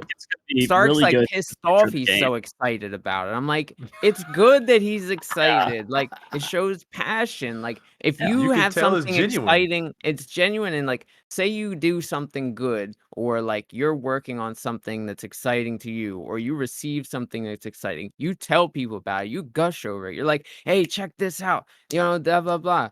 It's the same thing. Like he's excited. The problem Let the is man be excited. The problem is I am very much not alone in my pissed off at the excitement, because the entire softcore trade community is pissed off at the excitement because it's the anti of softcore trade. Let me say this, though. I don't think that's exactly true. I don't think so. Are you fucking kidding me? I think you're generalizing here, and you're. Check it from my point of view, Quantrik, because I'm more of a creative kind of person. I do art and stuff, and I have like a big creative side that I do a lot of stuff. I used to do a lot when I was younger, but from my point of the first thing that came to mind for me for that was like, I get it. I can see both sides. I can see why people might be worried about it, and I can also see why people are excited about it. There's always two sides to a story. Sure. So when I looked at it, the first thing that came to mind for me was this could be, you know how they said in the interviews where he was saying like they would like to be able to maybe use this as almost like a, like a pseudo PTR, and it would be like PTR, practice rounds and stuff could come. Stuff could come from this, good and bad. They could use toward the core game, whatever. I was thinking, I looked at it as that note is like, if this game mode didn't come out and it didn't exist, and they weren't like, they didn't like, I guess, push it out there to the point where people were excited about it. This could be like another, I guess, I don't know. How did I describe it last time, guys? I was saying like this could be like another. If this game mode didn't exist, we may not be getting the same stuff. Like the ideas pop up, and the some of the skills would never exist. From this core game. It's a different avenue to spark different ideas. There you go. Thank you. That's what I was getting at. So my first thought was like, this could be something, even though it's not like something that's like super important to the game at this moment in time, and some people may not be enjoying the idea of them investing and being super excited about it when there's problems clearly still with the core game. It still could spur something that in the future could ripple down and have a ripple effect and affect the core game in a positive manner at that point also. I was looking at it that way. So a lot of people didn't see it like that, but I told Dad about that, and Dad was like, "That's an interesting thought," and I was like, "Yeah, it's here's a good point. SlimB is primarily a softcore player, right? And you're up until like just last year, yeah, sure. Are you're kind of excited about fuck yes hard mode, right? Then so you're not a softcore. You're not There's a one softcore right trade there. player. You're not a Zoom softcore trade player. It is the Yes, he is, opposite though. of He's Zoom primarily softcore trade. yes, he is. I've always the been Zoom opposite. soft core, and then eventually, like, you know, the The- IRL the- friends and stuff I- like break off. They got families and kids and stuff, and you know, life changes. And now I'm like, I got new friends. I got streamer friends, and you know, meme leagues and fucking I Gauntlet won't and fucking deny- BPL. You know, like I won't deny the community is split. They are very divided Sure. about this subject and many, right? I don't think that the community has ever been as divided as it was, even going back to like the hardcore versus softcore, you know, hardcore calling softcore plebs and, you know, scrub core and yada yada, like back in the day. Even then, I don't think there was this much divide between the current player base of like what they want and where they say the direction should be going. So I kind of agree with what Quantrik said a couple minutes ago with it's their company, right? Good luck. Let's like they have Hope it works out. their thing. That's their game, and they've been doing pretty well up until this point. They made some mistakes this league and they addressed it. They said, okay, this doesn't feel right. You're right. And we are going to work on it moving forward, and hopefully they do. I think a good lot things of the can blossom. backlash is because the entire premise of hard mode is slowing the game down / making it grindier / more annoying. But they is even fun. said it's optional for them, and they said that they're going to do this so they can do these types of big sweeping changes there, and the masochists who want the harder, slower gameplay can play that, and you can still have your zoom softcore blow everything up from a screen away in softcore. See? It was literally like that, almost verbatim. That's what they said. I'm okay with that. I am, because you still have your options of being able to play whatever you want to, whatever mood you're in, whoever you're playing with. You're playing with casual friends. You got some IRL friends that aren't on the same pace as you are by default. I got that kind of stuff. So I mean, I'm okay with that because there are times where I don't want to put up with the bullshit of friends. You know what I mean? Everybody has that group of friends that are like, yeah, I got friends I play with, and then you also got, you know, everybody has people that, you know, there are times and days where it's like, dude, I just can't deal with this. I just want to be alone. Let me just cut off the lights, don't talk to nobody, and just, you know, play my own way, you know, play my own pace, play my own speed, play how I want to play. And I think that fits with a lot of people. And I like going back to what Deedle said, I'm not going to deny either. There is a split. There's always a split. You can't appease everybody, no matter what decision you make as like any sort of leadership / you know, whatever it may be, in the sense of like you have a product or you're presenting something and trying to appease people. You're not going to be able to appease everybody. There's always going to be something split, whether it be Sure. 25-75 or, you know, 50-50, whatever. It's going to be split no matter where you go and what you do. You're never going to be 100% appease everybody. So No. you just got to take your licks and go with it. And if that's what their gut feeling is, Stark, that's what they, you know, like what Quantrik said, that's what they're going to do is their country. I would think if they company. I would It's their think country. Yeah. I would think if they run a company, then I know it's not going to be 100%. Obviously, nothing is. I would think if they run a company, it needs to be at least 51%. Otherwise, they're shrinking. They're not growing. You don't think it is? You don't think it's 50? You don't think it's close to 50-50 or at least 60-40? You don't think so? I looked at the Steam charts. That's just Steam. Steam charts aren't gonna tell you That's just the Steam, whole bro. picture. Steam though. charts give me enough data to make And it was down 30%. 30%, right? Which is 70-30. No, it was down much more than 30%. Number one, 30 to 40,000 players didn't even come back this league. They didn't Right, even. and some of them, you know why? Because a lot of people Because are it's also not- sheep, because it's not. and they just follow the herd. Because it's not Zoom. It's not softcore trade. Zoom. Blow everything up, which is what they wanted. So But you can still get people there. keep saying that this league, It's but still Zoom I Zoom. feel like it's still Zoom. If there's plenty of builds you. this league that are Yes. still run fast AF through the map, delete all of the content, like that stuff still all Still- exists. It's still just there. because of the meta shakeup, people didn't know what They those don't builds wanna- were yeah. at league start. They feel And they I can't think play their build, and the biggest get pissed off. mistake they made this league was combining the ailment changes with the flask changes. Because on Yeah. league start, you got frozen, That you shit had no sucks. way to deal with Yep. it, and you just died over and over again, especially if you were doing the league mechanic, because there were those little fucking whirlwind throwing mobs Yep, that would and they throw throw 'em. 1,000 freeze tornadoes at you, and you would just be stuck there. Like having the 1 second freeze removal on the flask, like you would get frozen, you would press your flask, and you would instantly get frozen again. Yeah, I bet thousands of players quit the game because they got chain frozen and died over and over again, and they got so mad. And that goes back to, I don't understand how their testing team doesn't pick up on these situations. Like, how do you miss that? Either they play endgame builds when they're doing the testing that have ailment immunity, is one of my thoughts, or they only test out, like either they test endgame when their character's set up and they have mirror gear on, or they test early game when like it doesn't affect you anyway. And no in between. Yeah. Like you're like, oh, I accidentally did the new league mechanic. It's a little too hard. Maybe I should wait a little later on to do it. I think their testing probably misses a lot of like the mid-game character progression, which is extremely important for character feel and like your enjoyment in the league. Yep.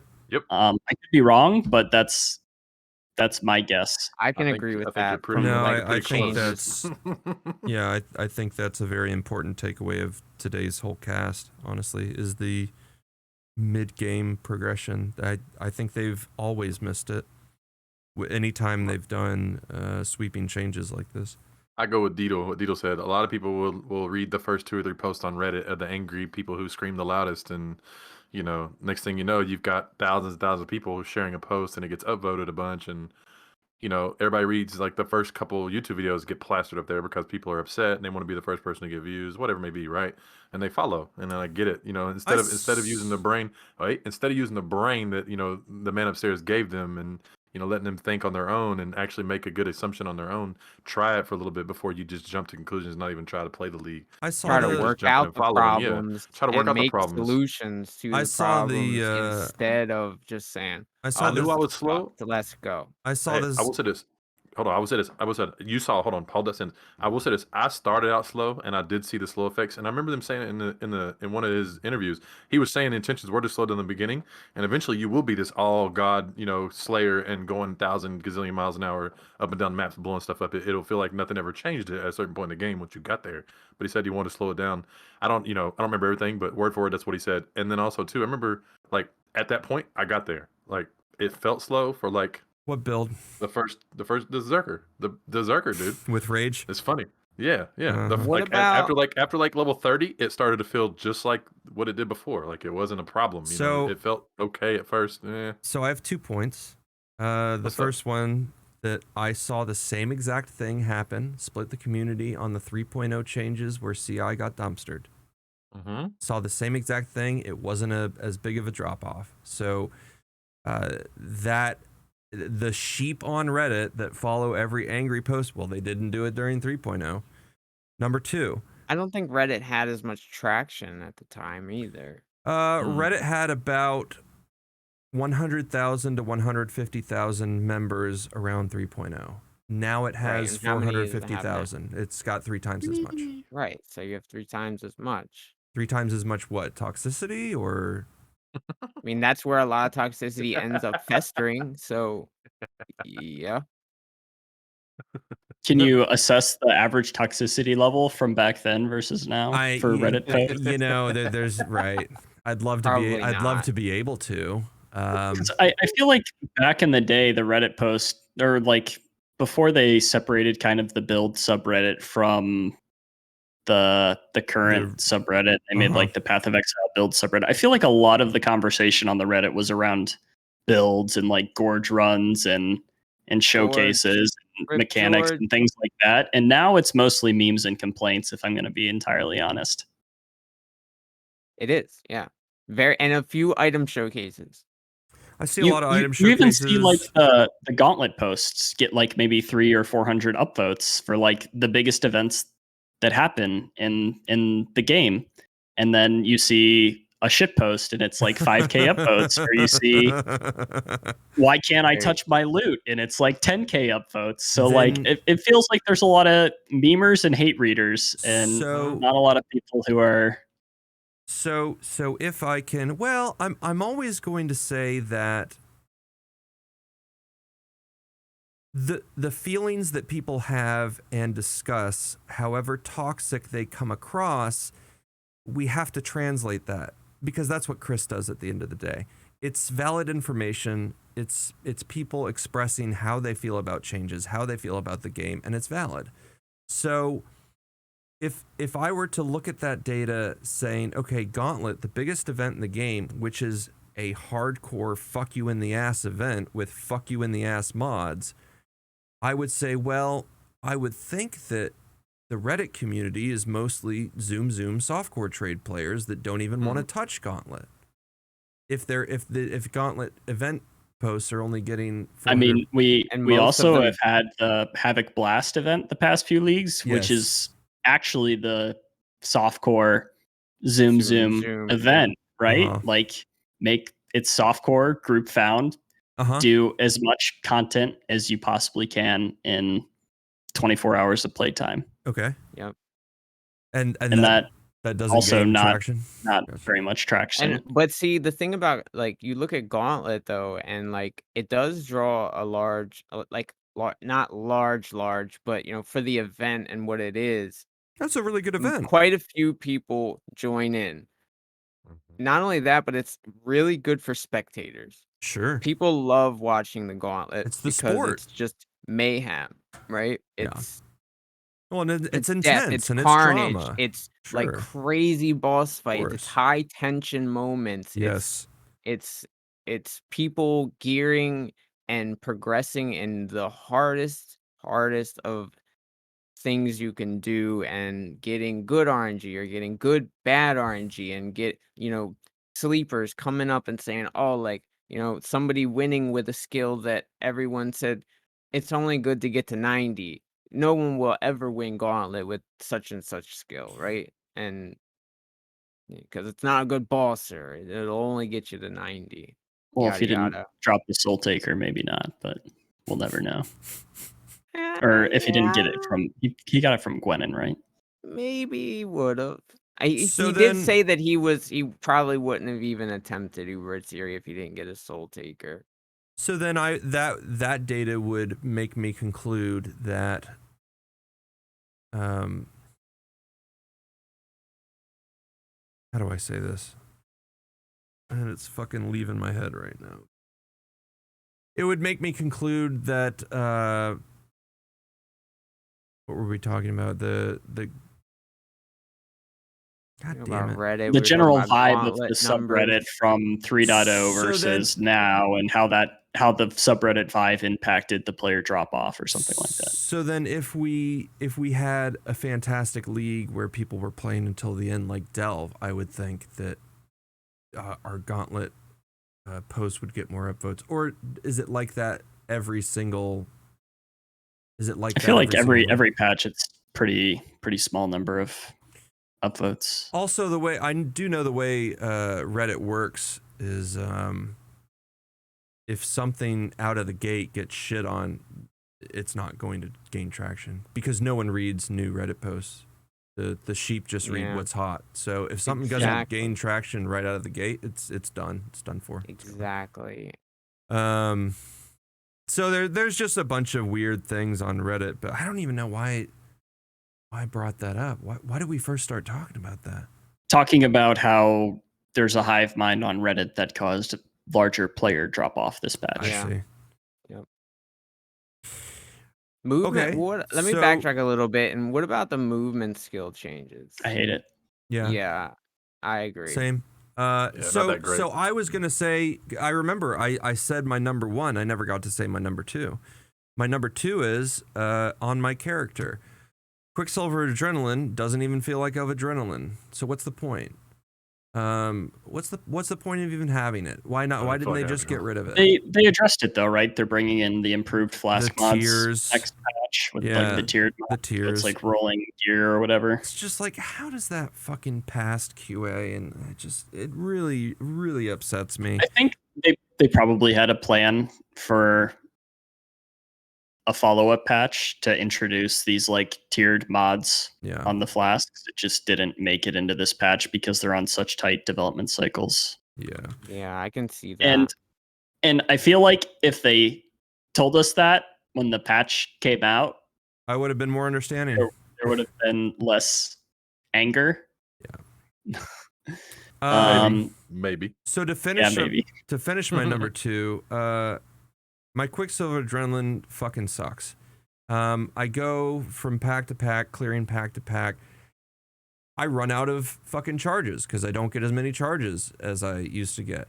And so in order to, like Deedle says, well, you gotta come up with solutions. Okay, so Flame Dash. Let's try to, oh no, I ran out of all my Flame Dash charges because they fucking increased the cooldown on Flame Dash too. You wanna know the answer? Overflowing Chalice. You gotta run melee. Overflowing Chalice. No Quicksilver, Whirling Blades, Shield Charge, or Leap Slam. And now I run Whirling Blades, and I get so upset because I can't fucking dash onto. I can't jump up a level with the fucking. Well, then you just have a 1-link Flame Dash for those situations. So my recommendation is Overflowing Chalice and get some moving skills CDR on the skill tree. He hates Overflowing Chalice. He talks so much shit on me in the beginning of the league because every character you have, Deedle, you have Overflowing Chalice. And it's like, yeah, because there's a problem. The changes feel like shit. I'm gonna fix it. Not like only how every, I know how. Not only every character you have is an Overflowing Chalice. Every single fucking character on PoE Ninja, Overflowing Chalice, Overflowing but it's Chalice, also a Sulfur Flask that gives you damage. It does give you damage and Consecrated Ground. Just, well, how did they? But didn't they nerf Consecrated Ground? It doesn't give crit anymore, but it still gives you the regen. Yeah, it still gives you a regen. 6%. I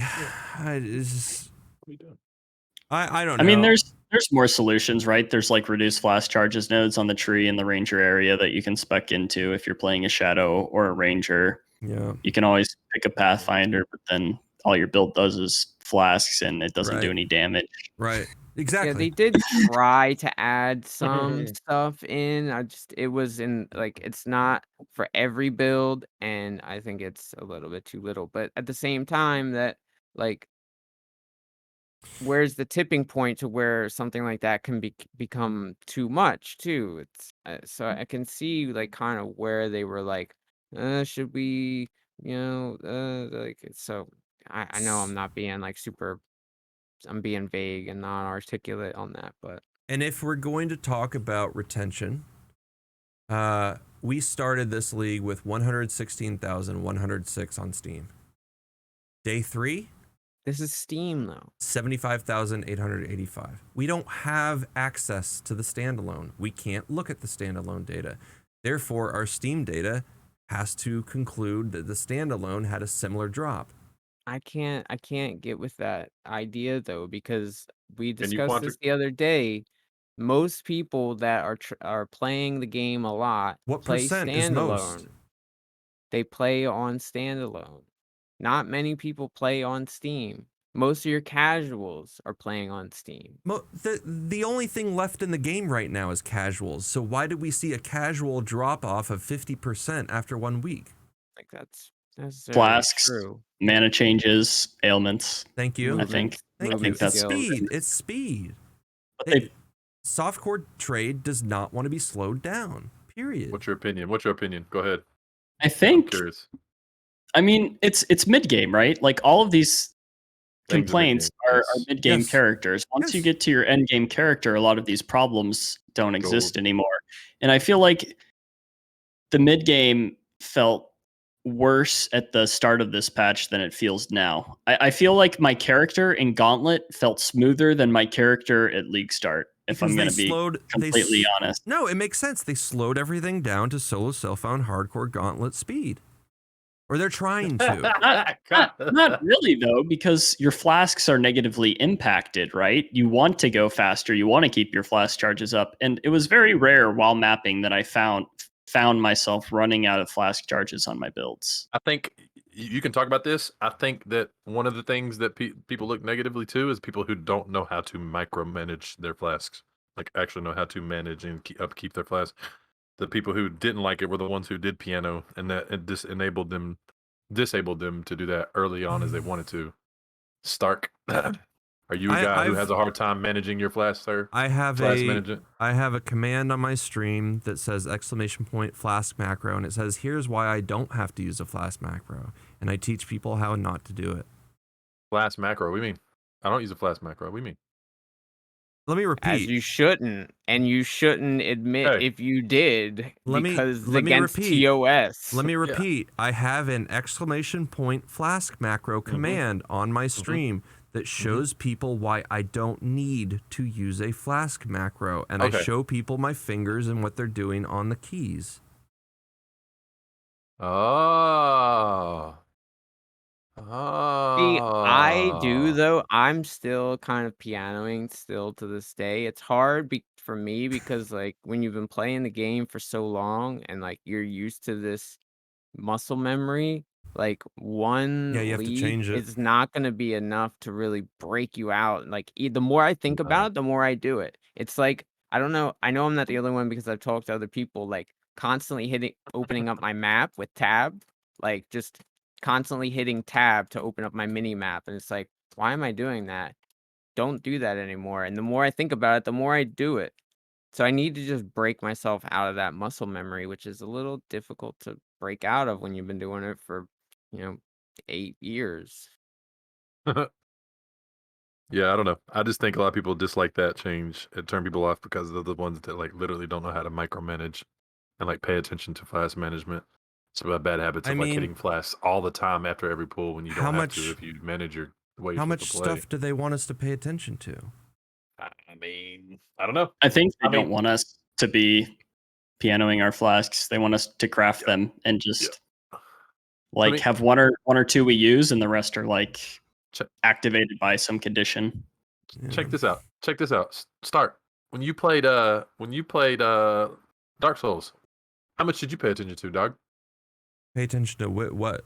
I'm just saying. You said you asked how much they want us to pay attention to, right? And they're trying to compare like the semi-hardcoreness of their game is Dark Souls. What did you pay attention to? I didn't pay attention when I was descending a ladder, and I didn't pay attention to the fucking skeletons that were on the floor because I saw, bro. Because it's I Stark. saw he doesn't pay attention to shit. Because I saw that fucking campfire on the ground. I wanted to rush to that campfire, but no, 3 skeletons fucking came back alive and slaughtered me. I was right at the fucking campfire. It was like the devs were giving me the middle finger. It felt terrible. But during like a fight, what do you pay attention to? You pay attention to how many flash you have? Do you pay attention to how much life you have? How much damage he just did to you? Whatever it may be, right? We don't have 5 flasks in Dark Souls. But I'm just saying, like, okay, you're not getting it. There's not fucking 5 flasks I was wanting you to name stuff. I was wanting you to name important things that you paid attention to when you played Dark Souls, because apparently they're trying to base their like feeling and like it's supposed to be like hardcoreness of like Dark Souls, and there's certain things you have to pay attention to that are important to your success in their style of video game they're trying to create. Do you know why ARPGs, especially like Path of Exile, will never ever be like Dark Souls? Because there's so much fucking bullshit on the screen that I can't see a goddamn fucking thing. What do you think, Quantrik? We talked about this last night too. I mean, when you're in a Fibor Delirium map, you can't see shit. Yeah, that's true. Hell no. Which is like true end game, it is content. I've done it. Yeah. I mean, I don't know. That's obviously like a whole different subject of like what we were talking about, but sure. I'm just saying you asked how like what they want us to pay, how much more stuff do we need to pay attention to? Like I feel like flasks are important, dude. That's all. No, they are, and they want them to be more important. I just don't like it when they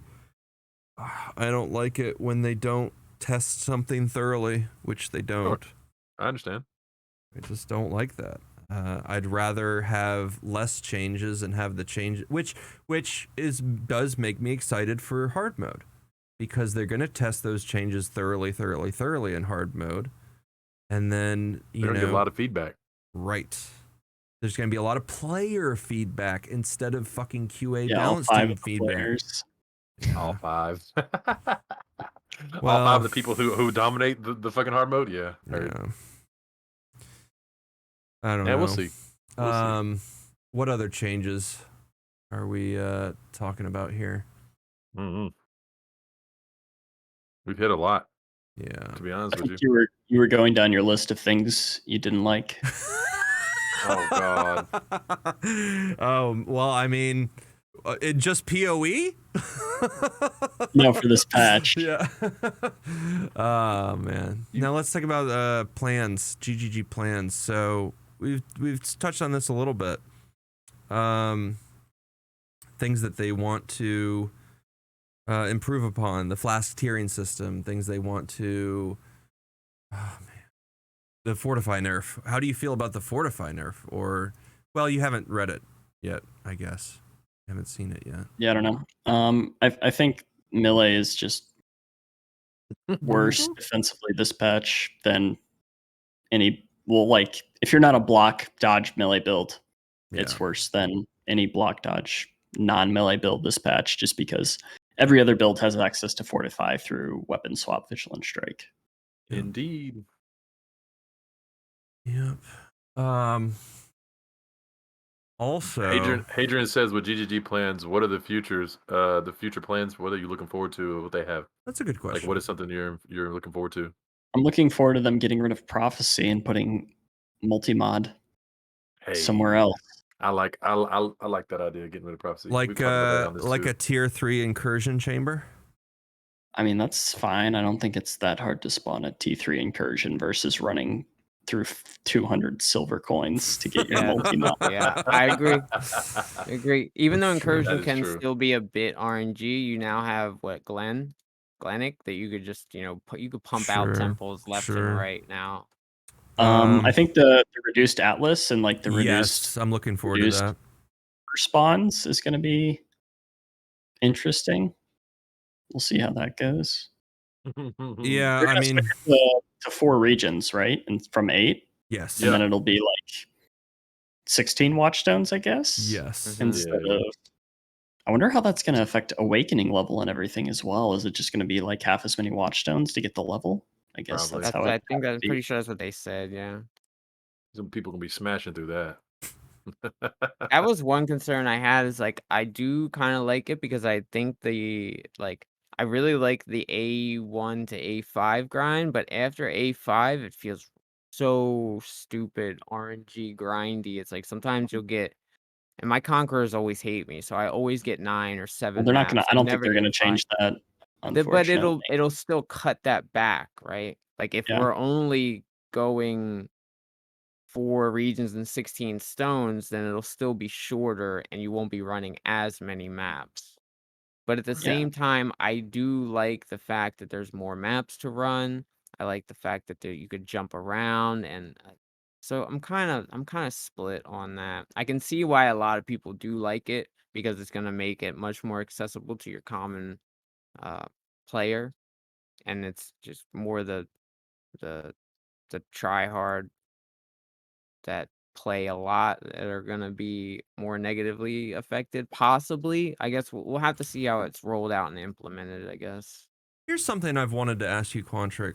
3.13, Ritual with Simplified Harvest. What were your thoughts on that league? Did you find yourself playing more throughout the entire league or less? I mean, I pretty much play till the end of the league, every league. Okay. And just at a certain point, what. I swapped to race practice content as opposed to actually playing the game. Okay. But wait, Makes you say sense. That makes sense. simplified harvest. What do you mean by simplified harvest? You didn't Well, have to like micromanage the garden. Oh, you just right. took mobs and got the It was crafts, still but it full was power, still but no Thank you. micromanaging. Okay, got it. Yeah, that's exactly what I meant. I thought he meant like the. Okay, yeah. I think it was actually more powerful than Harvest League. Yeah. Interesting. Because you it didn't have took to way do the- less time. You didn't garden have shit. to set up your garden or anything, Yeah. and you Right. still got a lot of the powerful crafts. Right. I hated harvest because of the stupid Micromanage. garden micromanagement. Same reason I didn't want to play synthesis. It rubbed my OCD the right way, like setting everything up. I can see that, and a lot of people who do have OCD loved it. Do y'all think they're gonna yank all the good layout tile set maps and leave us with amazing garden based No, maps? I don't think they would do that. Yes, No. I think they are. He said yes. So honestly, I'll say this. I had a little pinch. I'm beyond this point of what you guys are talking about. What I'm excited for is to see in the future, because I got my eyes set on a couple of things like in the future, past this. I'm excited to see how, because I think all this is like transitioning us to get ready for PoE 2. All this like adjustments and Lightning nerfs and bolt, bringing us down and slowing us down. firebolt. I feel like Armor armor piercing piercing bolt. bolts, Crossbow. incendiary bolts. Incendi- I'm actually curious. I'm actually really excited to see how this whole how this whole thing plans out, and like the transition from Sure. like bringing these two, like they told us, bringing these two storylines together, and like at the end of their storyline and us being able to meet at the end of the in game.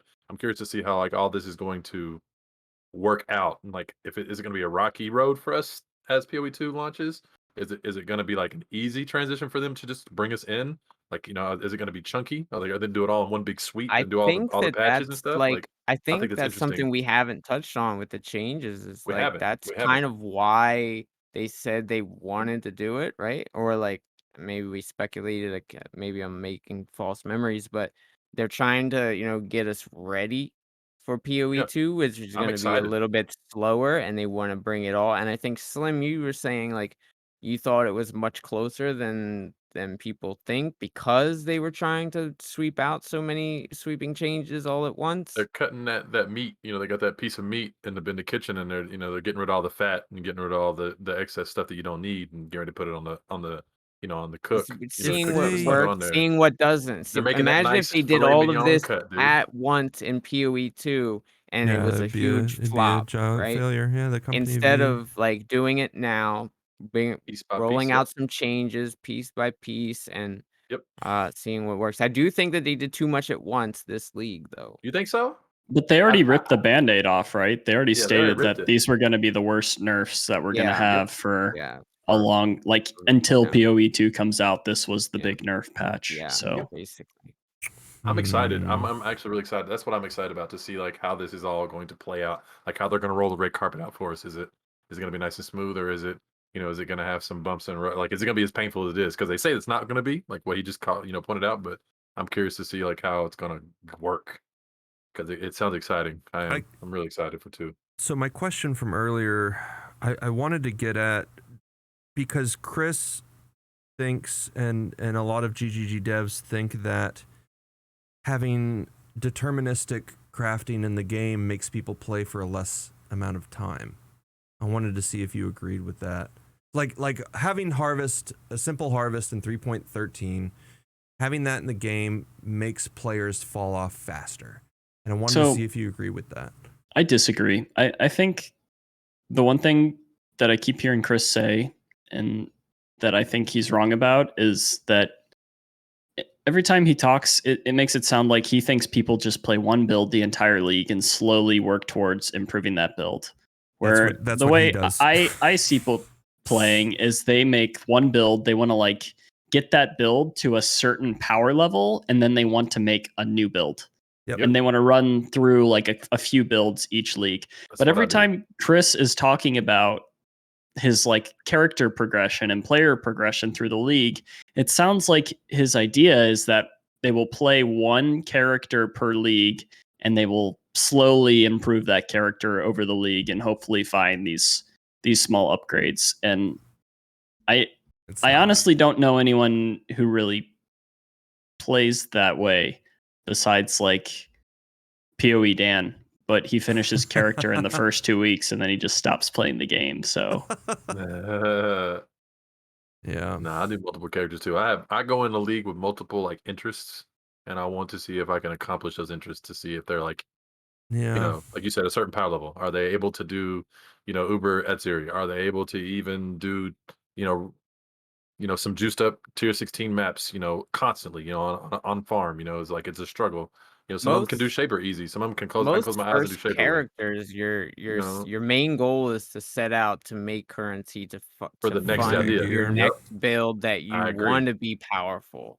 It's a cheap build that can do, X content up to T16s and get your watchstones, get some currency, get some gear, and then make your true build that you're gonna farm content with. Yeah, I'd agree with that. But maybe his thought is like, if people are able to play too many builds per patch, then there's not enough replayability in the game. I don't know. But wouldn't that be the Interesting. opposite though? Wouldn't that mean that it'd be more replayability if people are playing multiple times? I think Well, if you are able to Let's say if churn you- through all the skills you want to play in 2 patches because it's so easy to get to the power level you want to achieve. Yep. Like Yeah. say it takes me 3 days to start a build and get it to the power level I want to be able to do all the content. Yep. Then through a 3-month league, I can play 30 characters. And if Yep. I can do that 2 leagues in a row, then I've already played 60 characters. And then But nobody maybe does at that that point, because nobody likes leveling that many times. Even people who don't mind But- leveling. But the problem with leveling is not that people don't like it. He said that the problem with leveling is that it's not compelling. So you just have to make leveling more compelling.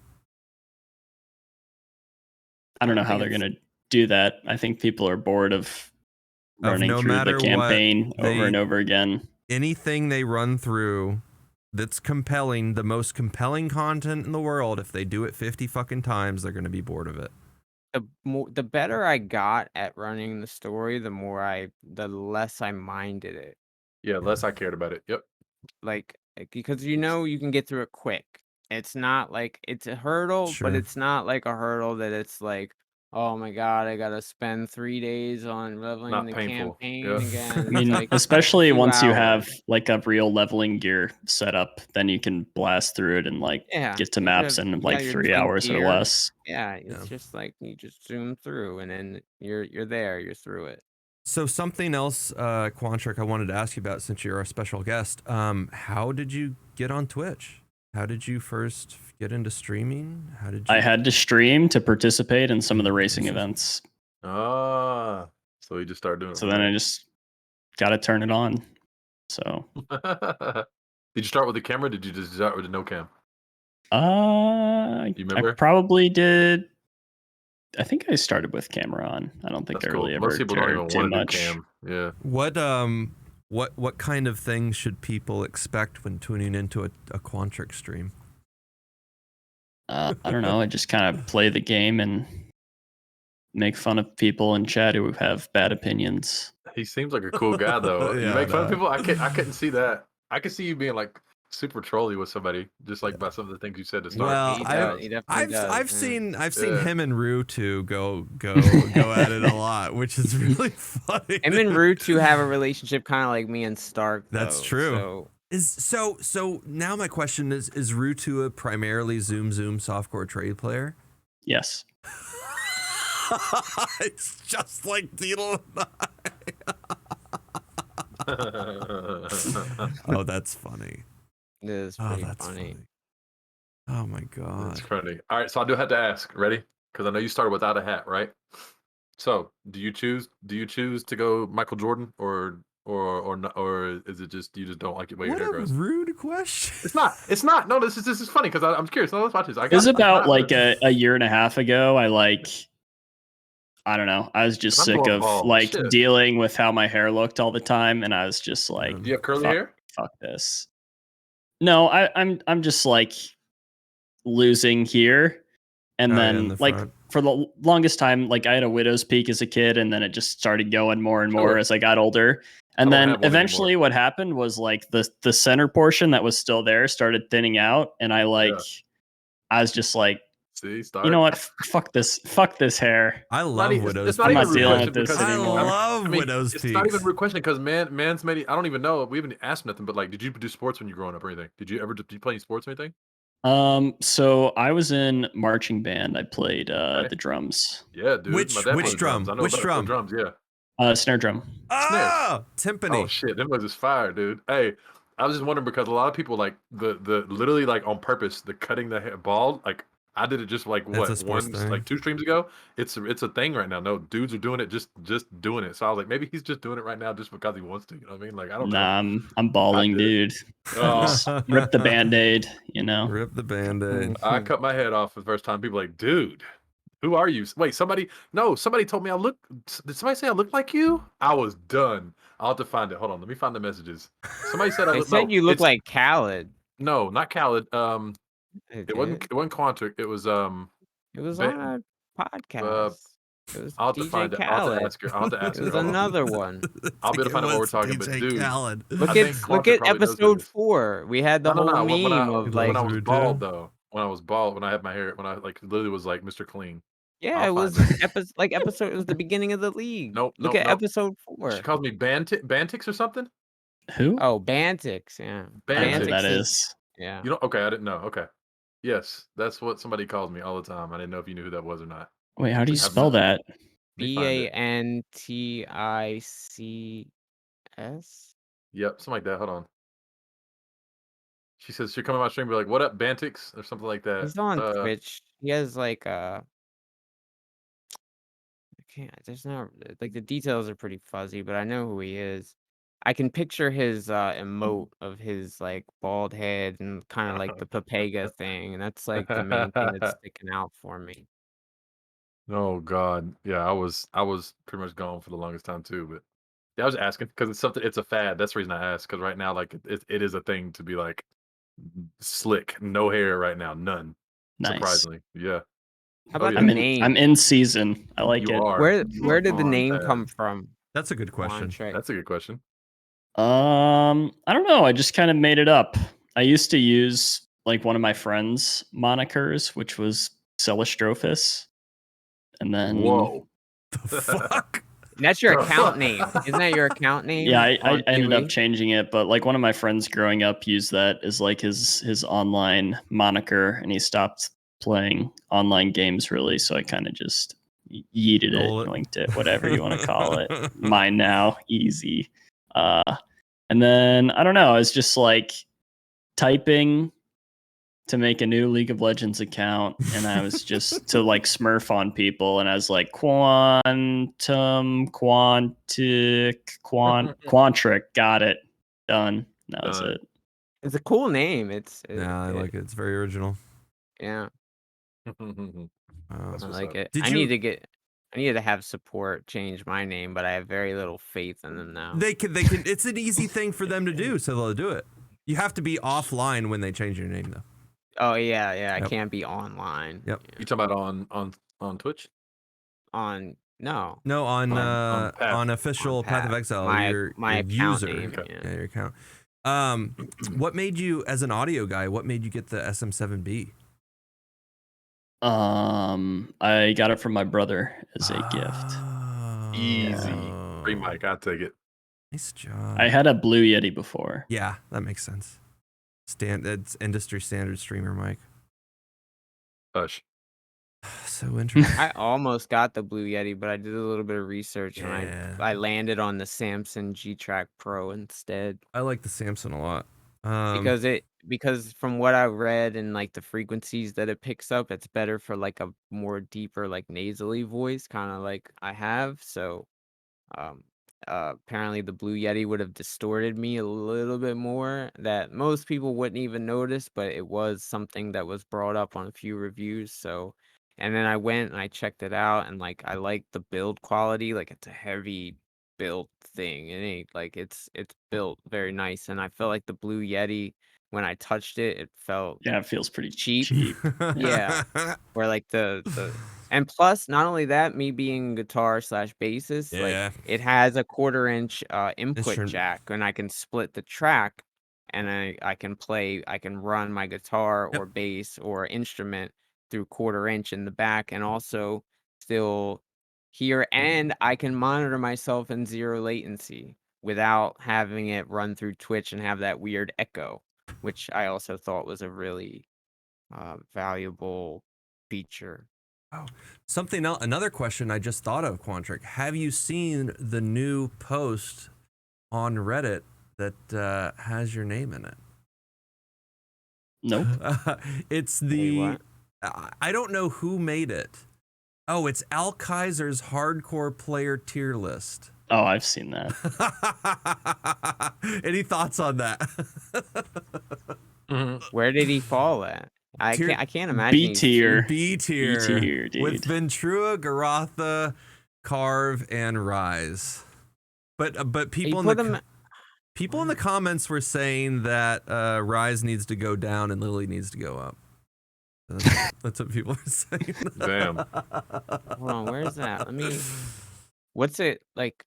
It's Damn like it. number 20 on right now. It was big 2 New days ago. or hot? I'll just link it Hot. to you. Yeah. It's in the Discord. Al Kaiser put himself on the D tier though, which is kind of funny. I mean, he seriously put himself in that. I watched it when he was making it. He put himself in like the mid S tier by Waggle and Steel. I would say it's accurate. I think A tier is a little but besides that, pretty accurate. Funny. I was surprised to see Octavian in A tier. Didn't know that.